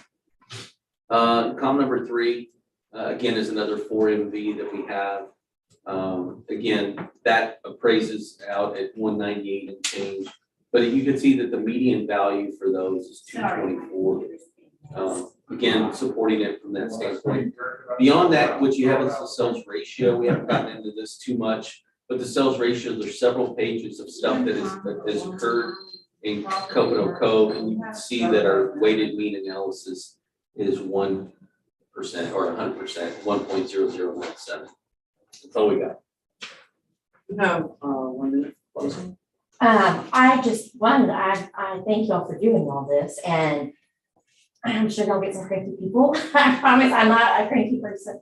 I just thank you for taking the time to consider this, but also I feel like I've learned a lot today, which will help me next year too. Because I love to public speak, so I come talk to y'all every year. And I mean, it's not an easy job, and I know that. And I know that across the state, prices are soaring. Everywhere. And the reality is, it's hard being middle class these days. That's all I have. With 1 minute, I'd like to say that the district evidence shows that the market and the equity are proven. Coconut Cove is an area that the market was especially robust. I mean, you can see that there's, how many pages is that? There's like 66 sales that occurred last year in Coconut Cove. I mean, it's just a very robust area as far as market activity. I mean, that area just went up.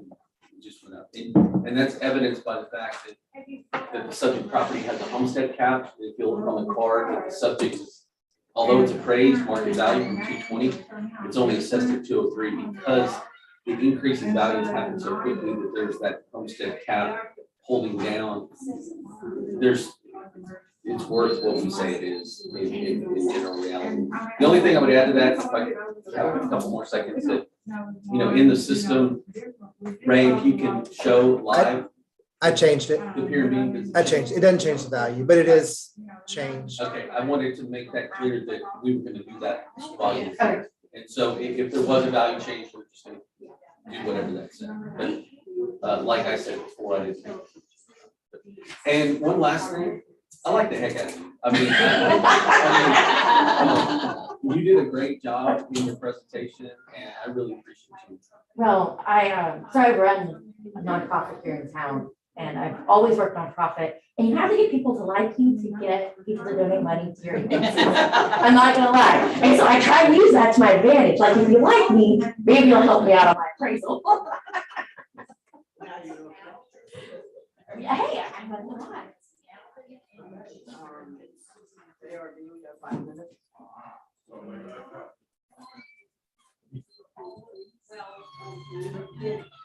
I think one of the hardest things when we get our assessed value is to realize how much our property has really increased since the year before or 2 years before.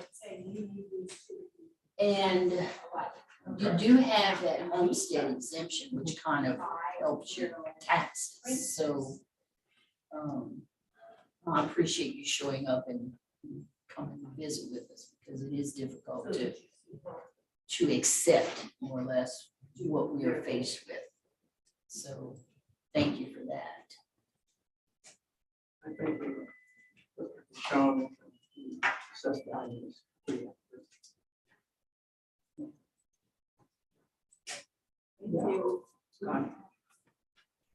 Can we take a quick peek at the photometry?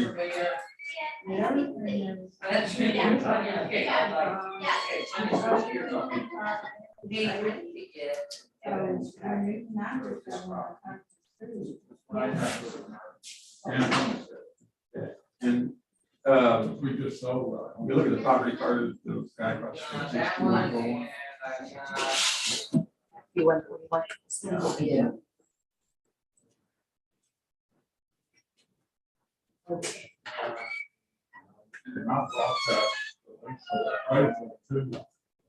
Can y'all see that, Scott?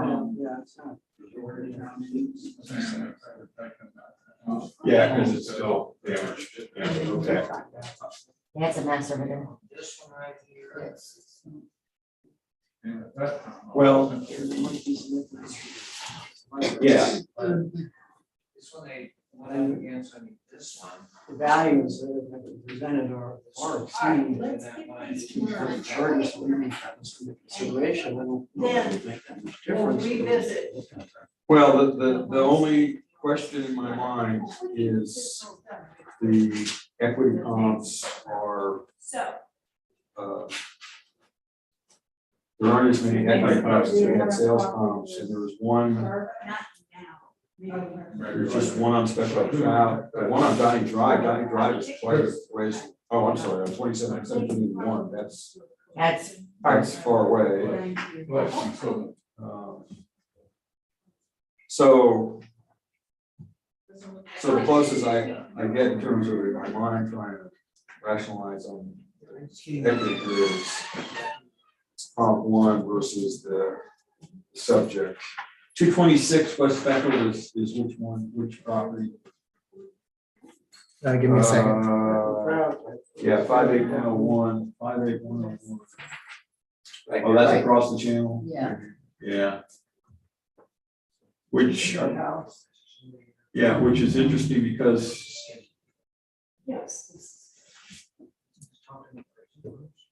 that's sitting at 188. The house itself is a little.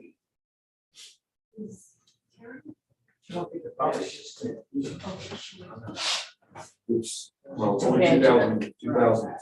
It's 94 for hers versus 92.5 for that one.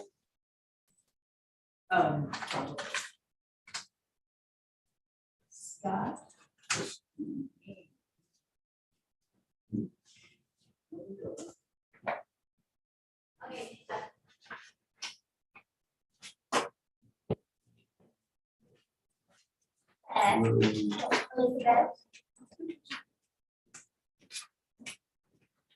Okay.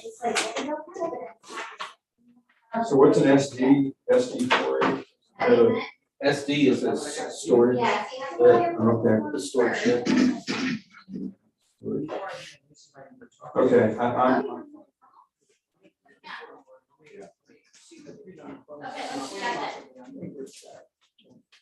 Let me see who's available. Yeah. Sounds fine. All right, let's make a motion on case ID 2022 54, count number 52140. Regards to first appraised market value, appraisal exceeding median level of appraisal. The district has shown that those two values are appropriate. We leave that, we leave the value of $220,000 for $90,000. Second. All in favor? Aye. Anybody opposed? Yes. I'm gonna vote here. Please come back next year. Well, I have to say the sad thing, are we done? Like we're done. Yes, right? we're done. The sad thing is, it's like my husband and Gold are, in positions where we service the community. And it's gonna be a point where people who service the communities can no longer afford to live in the areas. Like it's, and I'm not even just saying Rockport, I mean, in general, if you are in a social service job, where do you live? We don't qualify for Section 8, but you're gonna get to the point where you can't afford the home you live in. And that's the sad reality. Not that I know y'all have nothing to do with that, that's just the reality of where our state is going. And I think we realize that what's next. Nobody should, I mean, we had one room, but they weren't set up for it. I'm sure. In our. Oh, okay. Yeah, well, my mother-in-law lives in Gonzales and they have a cap, right? Because they're 70s, so they have that 65 cap. But they got their appraisal that shows about the cap.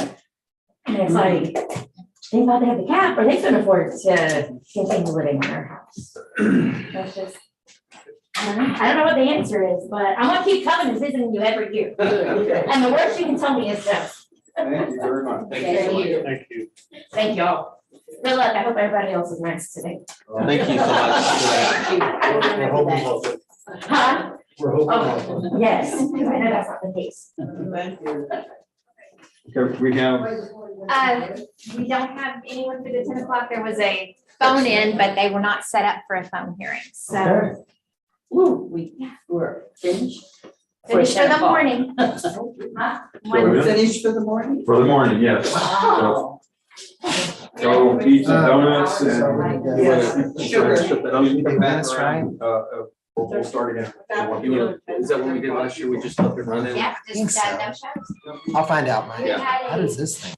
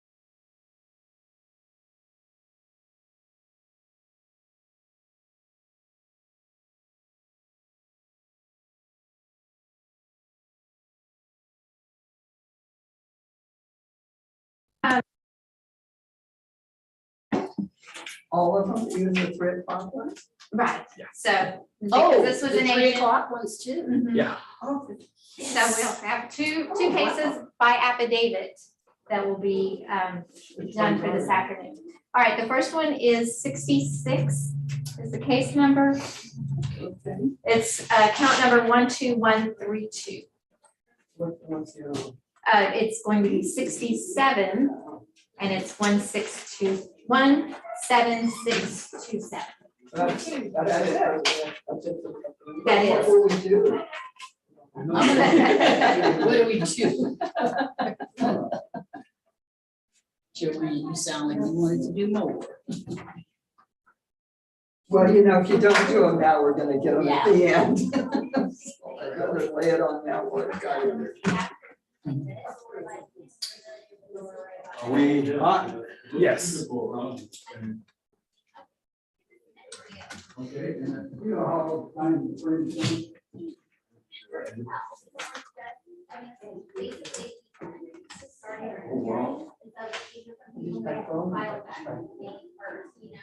I'm sorry. By phone?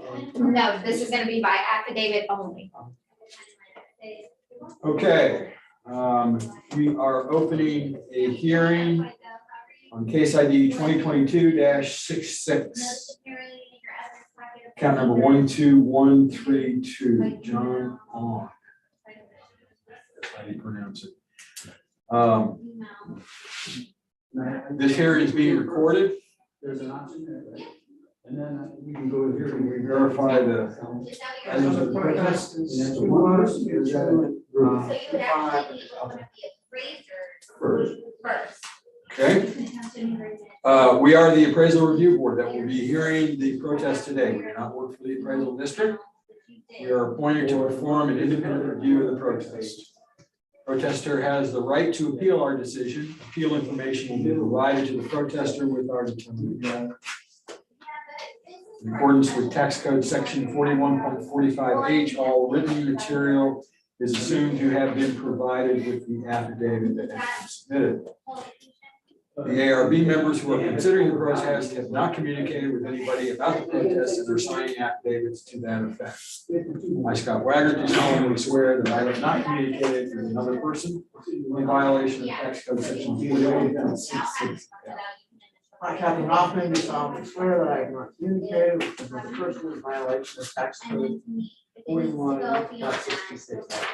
I, Joanne Ferguson, do solemnly swear that I have not communicated with another person in violation of tax code 41.66.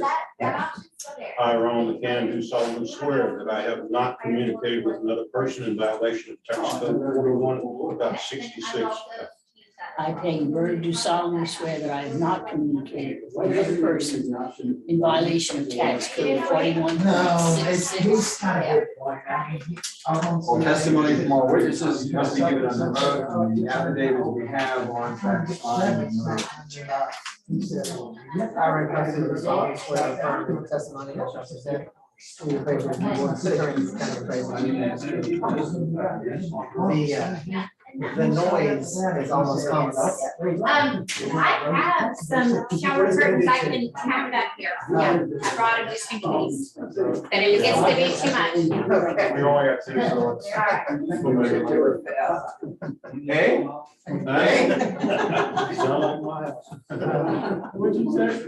Okay, the district representative will now read the affidavit into the record. Affidavit of Jason Nassour. Before me, the undersigned notary public personally appeared Jason Nassour, who being duly sworn of his oath, depose and say, my name is Jason Nassour, and I am over the age of 18 years and am always qualified to make this affidavit. The statement contained herein are within my personal knowledge and true and correct. I am an attorney licensed in the state of Texas. I am the appointed attorney and agent for all the properties listed in the attached affidavit. I intend to appear at a formal protest hearing for each property that I am the agent / attorney for in the requested the county appraisal district schedule a hearing for each. However, based upon the new practices and procedures of the county appraisal district, I am not sure that appearing at every scheduled hearing will be possible, despite my client's entitlement to choose counsel for representation. If I am unable to appear at any of the scheduled formal hearings, either for personal reasons or because of the practices or procedures of the county appraisal district that make my appearance possible, it is requested that the county appraisal district accept the affidavits and evidence for any such properties which have been uploaded to the county appraisal district's portal and or submitted via email as of evidence at the hearing, the same as if I were present. We ask that the ARB set each property for a formal hearing and schedule same reasonably and fairly so that each property can be represented and have an opportunity to be heard with counsel of their choosing. Further, I didn't say that right. Saith not. Jason Nestor, signed the 20th day of May 2020 by Megan. The notary is Megan Elizabeth Mellon Bruck. All right. So now we're going to go to the property. Property 12132, 620 South Fulton Beach Road, apartment 403. My name is Jason Nestor. I am an attorney licensed by the Supreme Court of Texas. I have practiced and remain in good standing with the state since 1997. I have been hired by the owner of the following property and assigned by Aransas CAD as the agent to the same property to protest the value assigned by Aransas CAD to the property. A protest to the value of the property was timely filed, and the basis of the protest was based on the following. One, excessive appraisal. The assessed value is over market value pursuant to section 4141A1 of the Texas Property Tax Code. Two, unequal appraisal 4142A2 of the Texas Property Tax Code. Exceeds fair cash market value, Article 8, Section 20 of the Texas Constitution, and number 4, requested relief in equity. The property owner or agent therefore intends to appear at a hearing in person. This affidavit may only be used independently as evidence that the owner, property owner, or the designated agent does not appear in person. All right. Property profile 12132 is the ID. 620 South Fulton Beach Road, apartment 403 is the address. Market value $355,000. RBA square footage, it's 1,317 square feet. Price per square foot $269.55. Year built 1977. Lot area is left blank. Then there is an overhead photo on Lake Road with 403. So building 4 is in that picture. Oh, no. There's, no, not this one for other things. Oh, it's like the 1 is there, 2, 3, 4. It might be one of those over there. I'm not sure though, not for sure. The next part of this is this year and the previous year's data from the CAD website, where it shows improvements in land, and it goes all the way back to 17. You can see in 18, 19, and 20 that low number, and that's the years of rebuild after the storm. And then there's a owner opinion of value 345% change. You can see the percent change. You can see downwards, down there, and then it kind of stayed the same. So in 18, it's 36.19 negative, and 19.91 negative, 20.92 negative, and then in 21, 98.6 positive, 22 up 9.46. And this is signed by Jason Nestor, the same notary. Thank you. All right. So let's, we're done with that. We'll go to the CAD evidence next.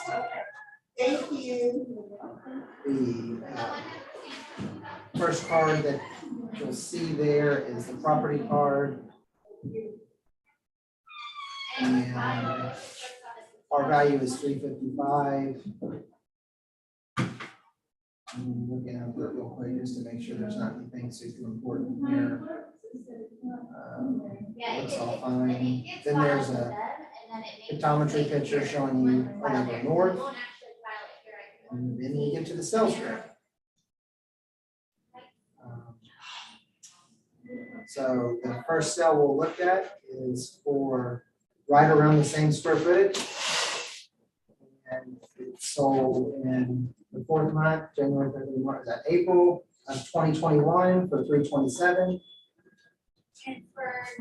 It compares, there's not a lot of adjustments in either of these first two comps because they're essentially the same thing with the exception of, we don't exactly know the location within the units.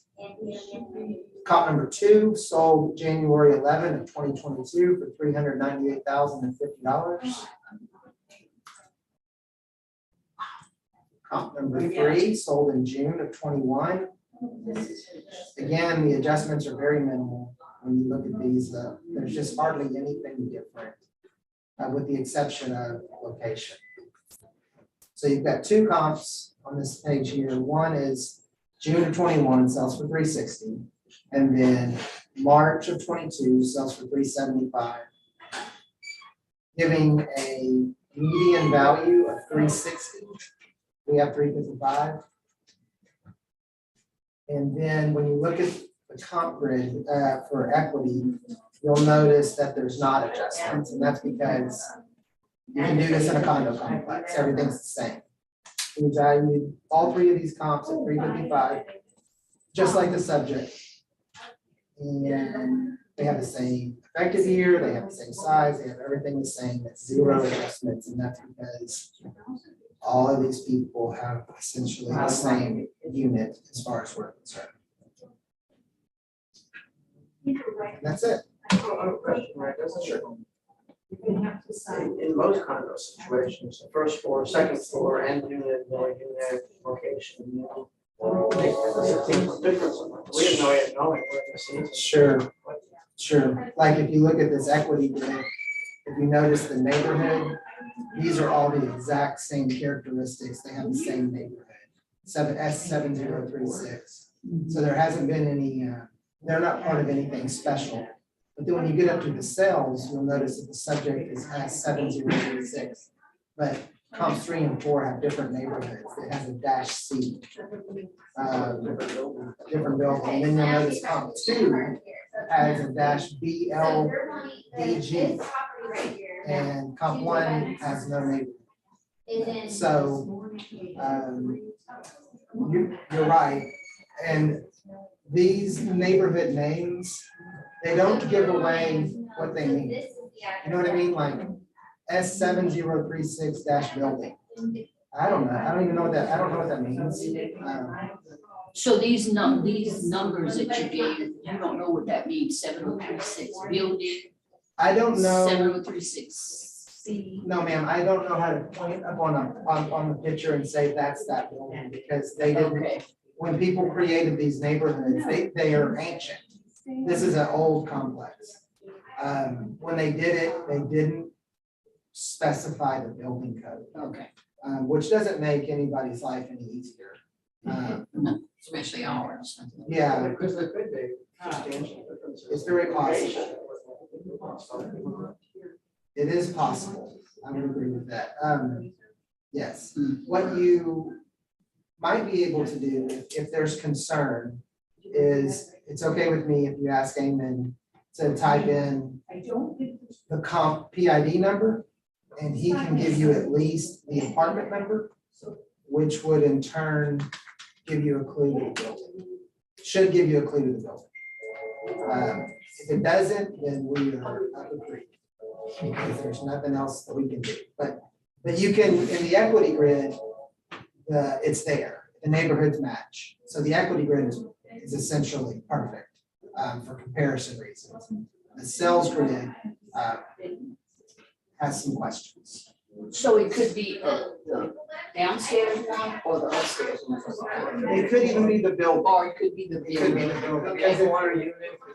Yeah, it could be, it could, yes, To me, a lot of different. has the potential to, yeah. A lot of Allegro North has a lot of the same characteristics, the way they designed Allegro North. If you look at an aerial picture of it, you'll notice that they built it in such a way where 1, 2, 3, 4, 5, 6, 7 of the buildings all face the bay. So there's not, most condo complexes don't have that kind of congruent, where they usually block people's view. Now, those are different, but I would argue that maybe these are different, but everything else is really the same. And if we were to go across the county right now and show aerials of all the condo complexes in the county, we would see that this one is a little bit unique. Most of them have obstructed, most people have, buildings have obstructed views because of the design. This is like a long, slender, tons of waterfront. And building also has parking. It's pretty nice. That's the only building.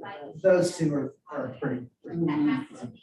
That's really all I had. We obviously upheld our value and we wouldn't, the agent isn't asking for the moon. It seems like, gosh, guys, just settle with them for 345. But it does cause us equity problems because as you can see in our equity grid, we're valuing everybody else at 355. So it's not that simple for us to just because he's being reasonable, for us to just do that. I would just like to see what it is. Yeah, we might be able to tell by addresses. So Naaman, let's, He is building 4, just remember that. yeah, it's apartment 403. Yeah. Let's pull up 12140. I haven't that. Yeah.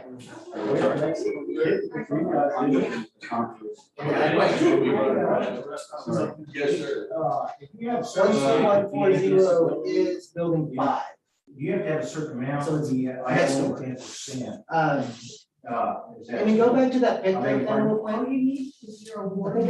I think I have a way of counting this. I don't know if this is an award letter. It's like this. Okay. This is 9. See that. 8, 7, 6, 5, 4, 3. This is the biggest number, so it might be You know, 9, it's funny 8, is they send me 7, a 6. check. This might be 5 Send and me 4 right anything now. else. So. That's not likely at all. But it still wouldn't tell us if Right. it's upstairs or downstairs. Well, we're not necessarily valuing these different. Some units we do, some units we don't. The market kind of tells you. This one's there's a lot of similarity in those buildings. There may not be as much stuff broken out. Okay, can we go back to the property card on that that you pulled up? Let's see if there's, and let's do the current appraisal card. Let's see if there's anything in the descriptions or anything else that might be. Ooh, that's interesting. 502 and that might indicate. Undivided 1/92. Oh, okay, thank you. I was guessing. All right, nothing else that might lead us to. And I don't even know how these are. I mean, they may be, there may not be an upstairs, downstairs kind of thing in terms of. There's got to Oh, be, there because are. there's There's steps going up. There's downstairs. one. Are there? Yeah. Okay, okay, Yeah, you can see the stairs. Yeah. yeah, thanks. Yeah, so I was thinking maybe they're 2-story and that would solve. Some of them are on the second floor, I love them on the first floor. But you know, I'm looking at the comp sales here now, back in April 2021. And then the next one was January Okay. 2022. That was a big jump Yeah, there. because they were, Yeah, I got they a couldn't couple sell other them because they had a Claims pending filed for the litigation that sort of stuff. in the building. When? They're suing, there's a litigation pending. Pending now? Some of the Harvey stuff. Yes. Yeah, it's with, against the company that did their. But you think back from April of 21 to January 22, that real estate fight had already taken place. Oh, that's okay. They couldn't sell them for a long time because they wouldn't It's allow. 349. Right. Sanctuary. The lawsuit is pending, so a lot of, that's why there's very few comps, because people have trouble selling them. Sure. But I don't think that the value that the appraisal district has put on this is out of range. I don't think so. You know, Looks like it's in line with all of them. Yeah. I don't see anything Yeah. outstanding.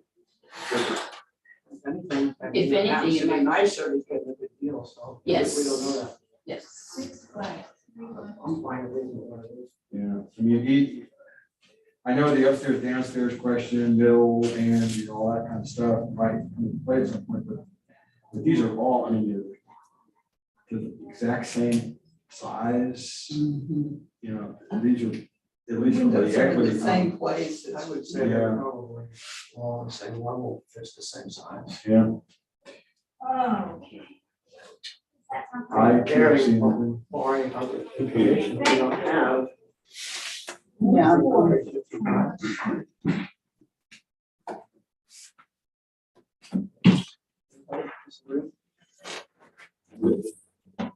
Ryan, you okay? I'm okay with it. Okay. Make a motion on case ID 2022-66, account 12122. Addressing it. Well, that's Specified. That's a good question, we should double check. Yeah, that's about right. Wasn't there once? Okay, right. What decision did y'all make? The decision is that it goes off of the protest that's turned in, not the I affidavit. thought I'd rank mine anyway. Correct. Because he said all kinds of stuff in this affidavit. This and your director's. Oh, that's right, because he did have some other. But as far as his protest is concerned, it's Q1, Q2, and Q5. And, yeah. And those are just boxes that he checked. Right. So, I think we address those, based on the information provided by the district. I think, shows that the value of 355, 5,000 should stand as common as this. I'll say. All in favor? Aye. Anybody opposed? Okay, the motion carries. So what happened to the rest of the other cases that we had? Did they settle? they got settled.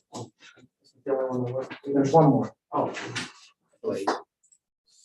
67. Is that right? I got There's one more.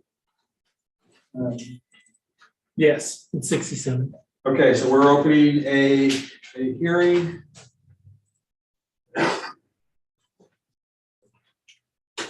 Case ID 2022-67.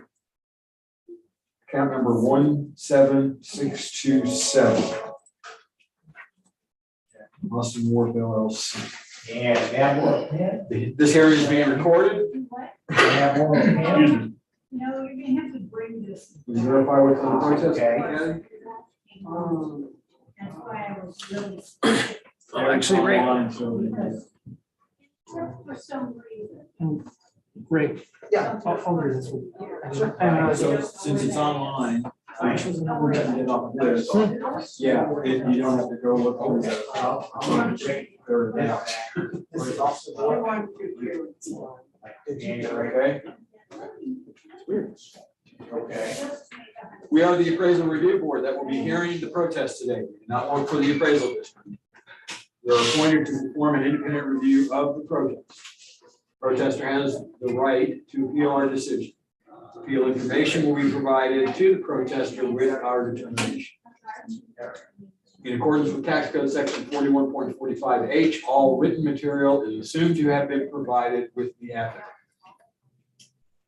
The ARB members who are considering the protest have not communicated with anyone about the protest and are signing affidavits to that effect. I, Scott Wagner, do solemnly swear that I have not communicated with another person in violation of tax code section 41.66. I, Kathy Hoffman, do solemnly swear that I will communicate with the person The other quick question I have, how much is it going to affect this? I'm Joanne Ferguson, do solemnly swear that I have not communicated with another person in violation of tax code 41.66F. I, Ronald McCann, do solemnly swear that I have not communicated with another person in violation of tax code 41.66. I, Kate George, do solemnly swear that I have not communicated with another person in violation of tax code 41.66F. All testimony from all witnesses must be given under oath, and the affidavits we have are signed and notarized appropriately. I am in birth, do solemnly swear and affirm the testimony shall present to the appraisal review board, the Aransas County Appraisal District is true and correct.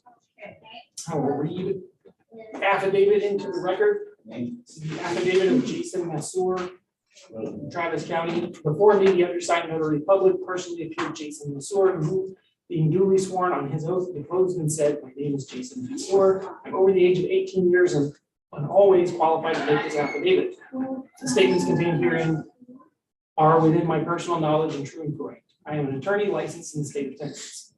I am the appointed attorney and agent for all the properties listed in the attached affidavit. I intend to adhere to a formal protest hearing for each property that I am agent/attorney for, to request that the county appraisal district schedule a hearing for each. However, based upon the new practices and procedures of the county appraisal district, I'm not sure that a period of every scheduled hearing will be possible despite my client's entitlement to choose counsel for representation. If I am unable to appear at any of the scheduled formal hearings, either for personal reasons or because of the practices or procedures of the county appraisal district, that make my appearance impossible, it is requested that the county appraisal district accept the affidavits and evidence for any such properties which have been uploaded into the county appraisal district portal and or submitted via email as our evidence at this hearing, the same as if I were present. We ask that the ARB set each property for a formal hearing and schedule same reasonably and fairly so that each property can be represented and have an opportunity to be heard with counsel of their children. Further, be it said not signed this 22nd day of May 2022. Jason Masur. Signed and notarized. Megan. Okay, so that's it. And there's another one, kind of another affidavit, but it's got a statement in it. Before me, the undersigned notary public personally appeared Jason Masur, who duly sworn upon on his oath, deposed and said, "My name is Jason Masur. I'm over the age of 18 years and always qualified to make this affidavit. Statements contained herein are within my personal knowledge and true and correct. I'm an attorney licensed in the state of Texas. I reviewed documentation for the real estate parcel known as 211 South Austin Street, which is listed by the County Appraisal District as PID 17627. County Appraisal District lists the value of this parcel as being $421,580. My opinion as to the value of this parcel is $416,110. Further, if he stated not. Signed this 22nd day of May 2022 by Jason Masur, notarized same day by the same person.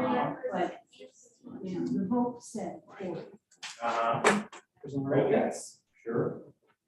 So, this is just standard. All right, so this is property is 17627. All right. Last year it was valued at $416,110. This year it was noticed at $421,500. Can we put the picture up here real quick?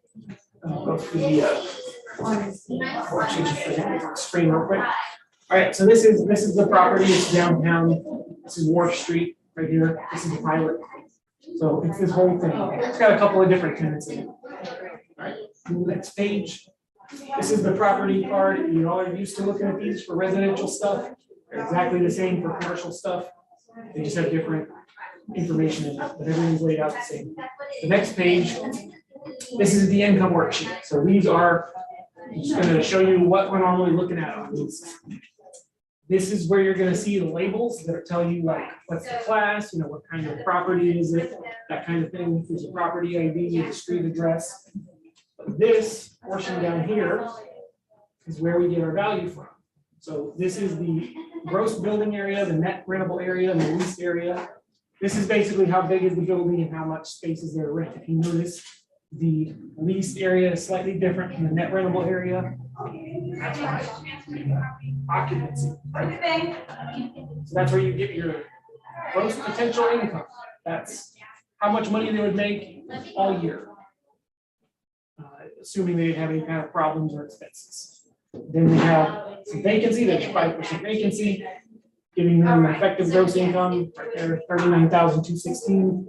And their expenses are down below here. They have 9% expenses. It's basically, sorry, I can't remember which one's 5 and which one's 4, but yeah, it's the operating expenses. This is 5% and then 4% is reserved for replacement. That's the money you set aside for, like, you gotta put a new roof on it every once in a while, replace the doors or that kind of thing. And then that gives you your NOI. There it is, 35,666. Just apply the cap rate to it, and that's where your value comes from.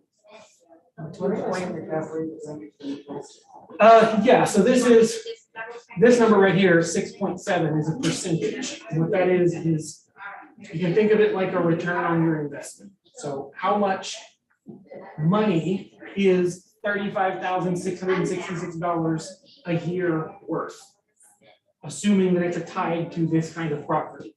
Well, if it's super easy property to manage, if it's super low risk, if it's affordable, or it's very, you can buy more or less of it, depending on how you're feeling that given year, then this value is gonna be super high, because you don't have to do anything.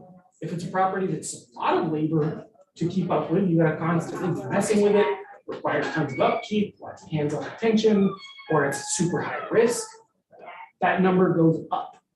When the cap rate goes up, the value goes down. And taxes get added on that. So it's 6.7 is the base, you add the tax rate onto it and you get that number. So the more taxes, the lower the value as well, because this is assuming that the landlord's paying taxes. The only change in value year over year for this one, it was 416 and this year it's 421, is because the tax rate went down last year. Because the tax rate went down a tiny bit, the value will go up a tiny bit. And then if the tax rate goes up, the value goes down a tiny bit. So it just income valued properties will breathe every year a little bit based on all kinds of things. This is just like $5,000 on $420,000 is like a rounding error. Nothing happened. This is kind of the same value it was last year.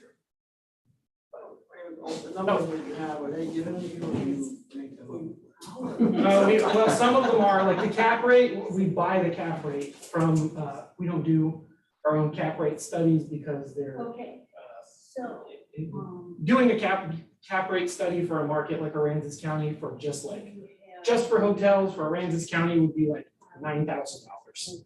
So, and it takes like 3 months. It's crazy. So you just go to like CoStar or something, you get cap rates there. These things are developed over time, like all of our other schedules. People bring us information, buy information, constantly looking at it and comparing it. That's where all our analysis takes place, is through all of this.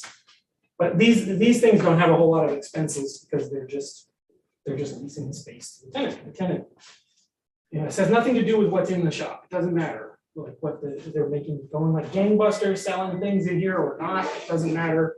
We're just valuing a real estate. The next page is equity grid. So equity is a little bit different for income properties. The thing with equity is you have to adjust appropriately to make it like the subject, right? Well, unlike residential properties that have a million little tiny constituent pieces of like, this one's this kind of brick, and this one's that kind of brick, or whatever. These elements of like, what is the rent for a place downtown? How much is normal vacancy for a place downtown? What are the normal expenses for retail downtown? They're all exactly the same. They're all precisely the same. So the only thing to change is how big it is. And this is just showing you, we're not treating this thing any different than anybody else. They're all being treated exactly the same. They got the same vacancy, same lease rate, same expenses, same cap rate. They have the same tax rate. That will change if they're in different taxing units, but these are all right next to each other. So there you go. And there was no settlement offer made because they didn't talk to us still today. So there was nothing. Right, so They aren't disputing any particular aspect of the total value. Yeah, They just say the cap rate is too high. So their opinion is that it's the value it was last year. And, I mean, in this case, they didn't provide any other data. In some cases, I assume that you can get some more actuals, So which factor into your worksheet. yes, the other ones that we settled, they gave us great information. So like, for income value properties, the best thing to bring is your actuals. What are your actuals? What's happening? What's happening in your lease? What's your real vacancy? And sometimes people's actuals are not normal for the market. You know, if you're charging the moon for rent and you have a bunch of vacancy, that's kind of interesting. There's been places that in the past that were just charging nothing, just a phenomenally low amount for just no reason at all. Inexplicable. But yeah, this one was just represented by affidavit. We just kind of pointed it. You know, it's like I said, it's $5,000.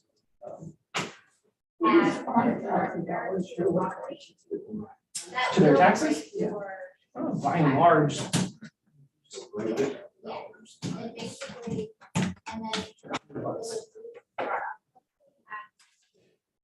That's why we get the big bucks. I don't think that the small increase from last year to this year, basically $5,000.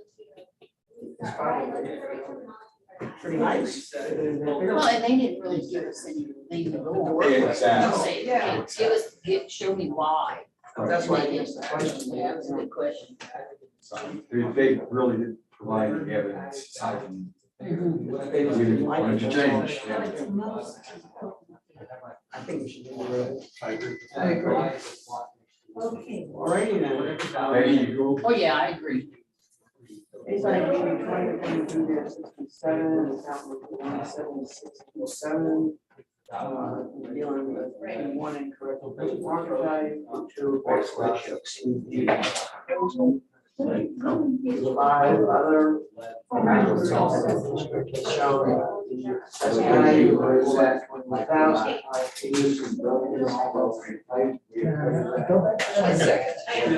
All in favor? Aye. Anybody opposed? Okay, the motion carries. Hearing is closed. Let me just confirm. Okay. Thanks, Amy. Yeah. Days are in my house, so I want to go home. Gotta take it enough time for.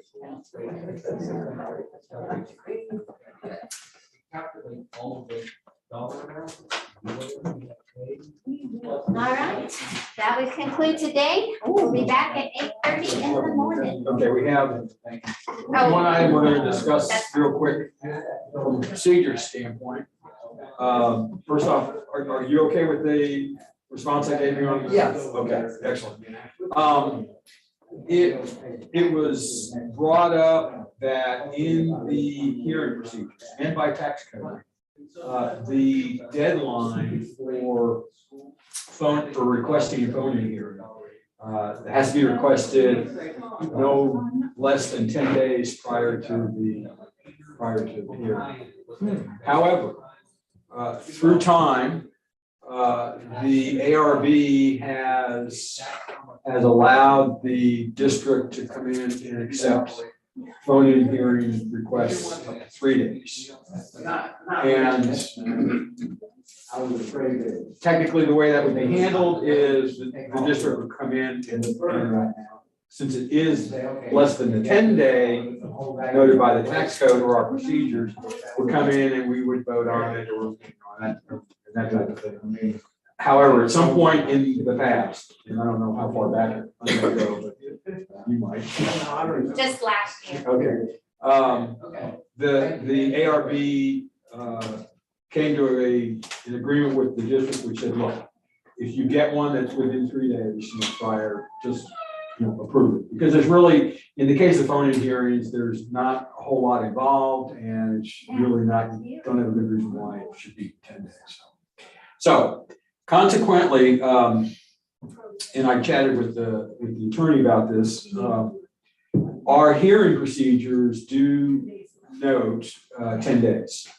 And To be pure in, pretty much across the board, what I'm gonna suggest is that at the next time we have an opportunity, I'm not gonna go run off and do this to update the procedure, but that we do put it into our hearing procedures, assuming, and what we're gonna do is vote to accept that. We'll put it in the hearing procedures and then we're kind of all in line, and we don't have to worry about it. And the district will still, or will know, that's what it'll be.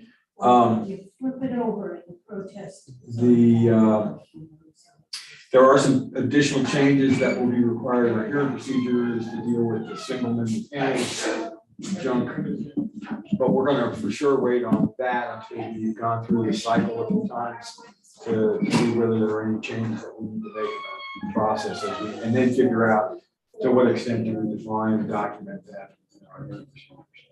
So consequently, I would entertain a motion that we modify our hearing procedure, the deadline for telephone, requests for telephone hearings to be 3 days down from the 10 days that the current procedures state and that the tax code currently. Make a motion that we modify our hearing procedures to reduce the amount of days required for telephone, request for telephone interview from 10 days to 3 days. I'll second. Okay, all in favor? Aye. Okay, anybody opposed? All right, I know that's just nits and lights and, but we just. And that's okay with the county. And that was the main reason why I chatted with the lawyer about it, because it does differ than the model hearing procedures. And she said, well, there should be no issue because of the fact that we're more generous. Okay, if we had made it 15 days, there might have been more of an issue. The fact that we're going from 10 to 3 makes it a lot easier to accept. So.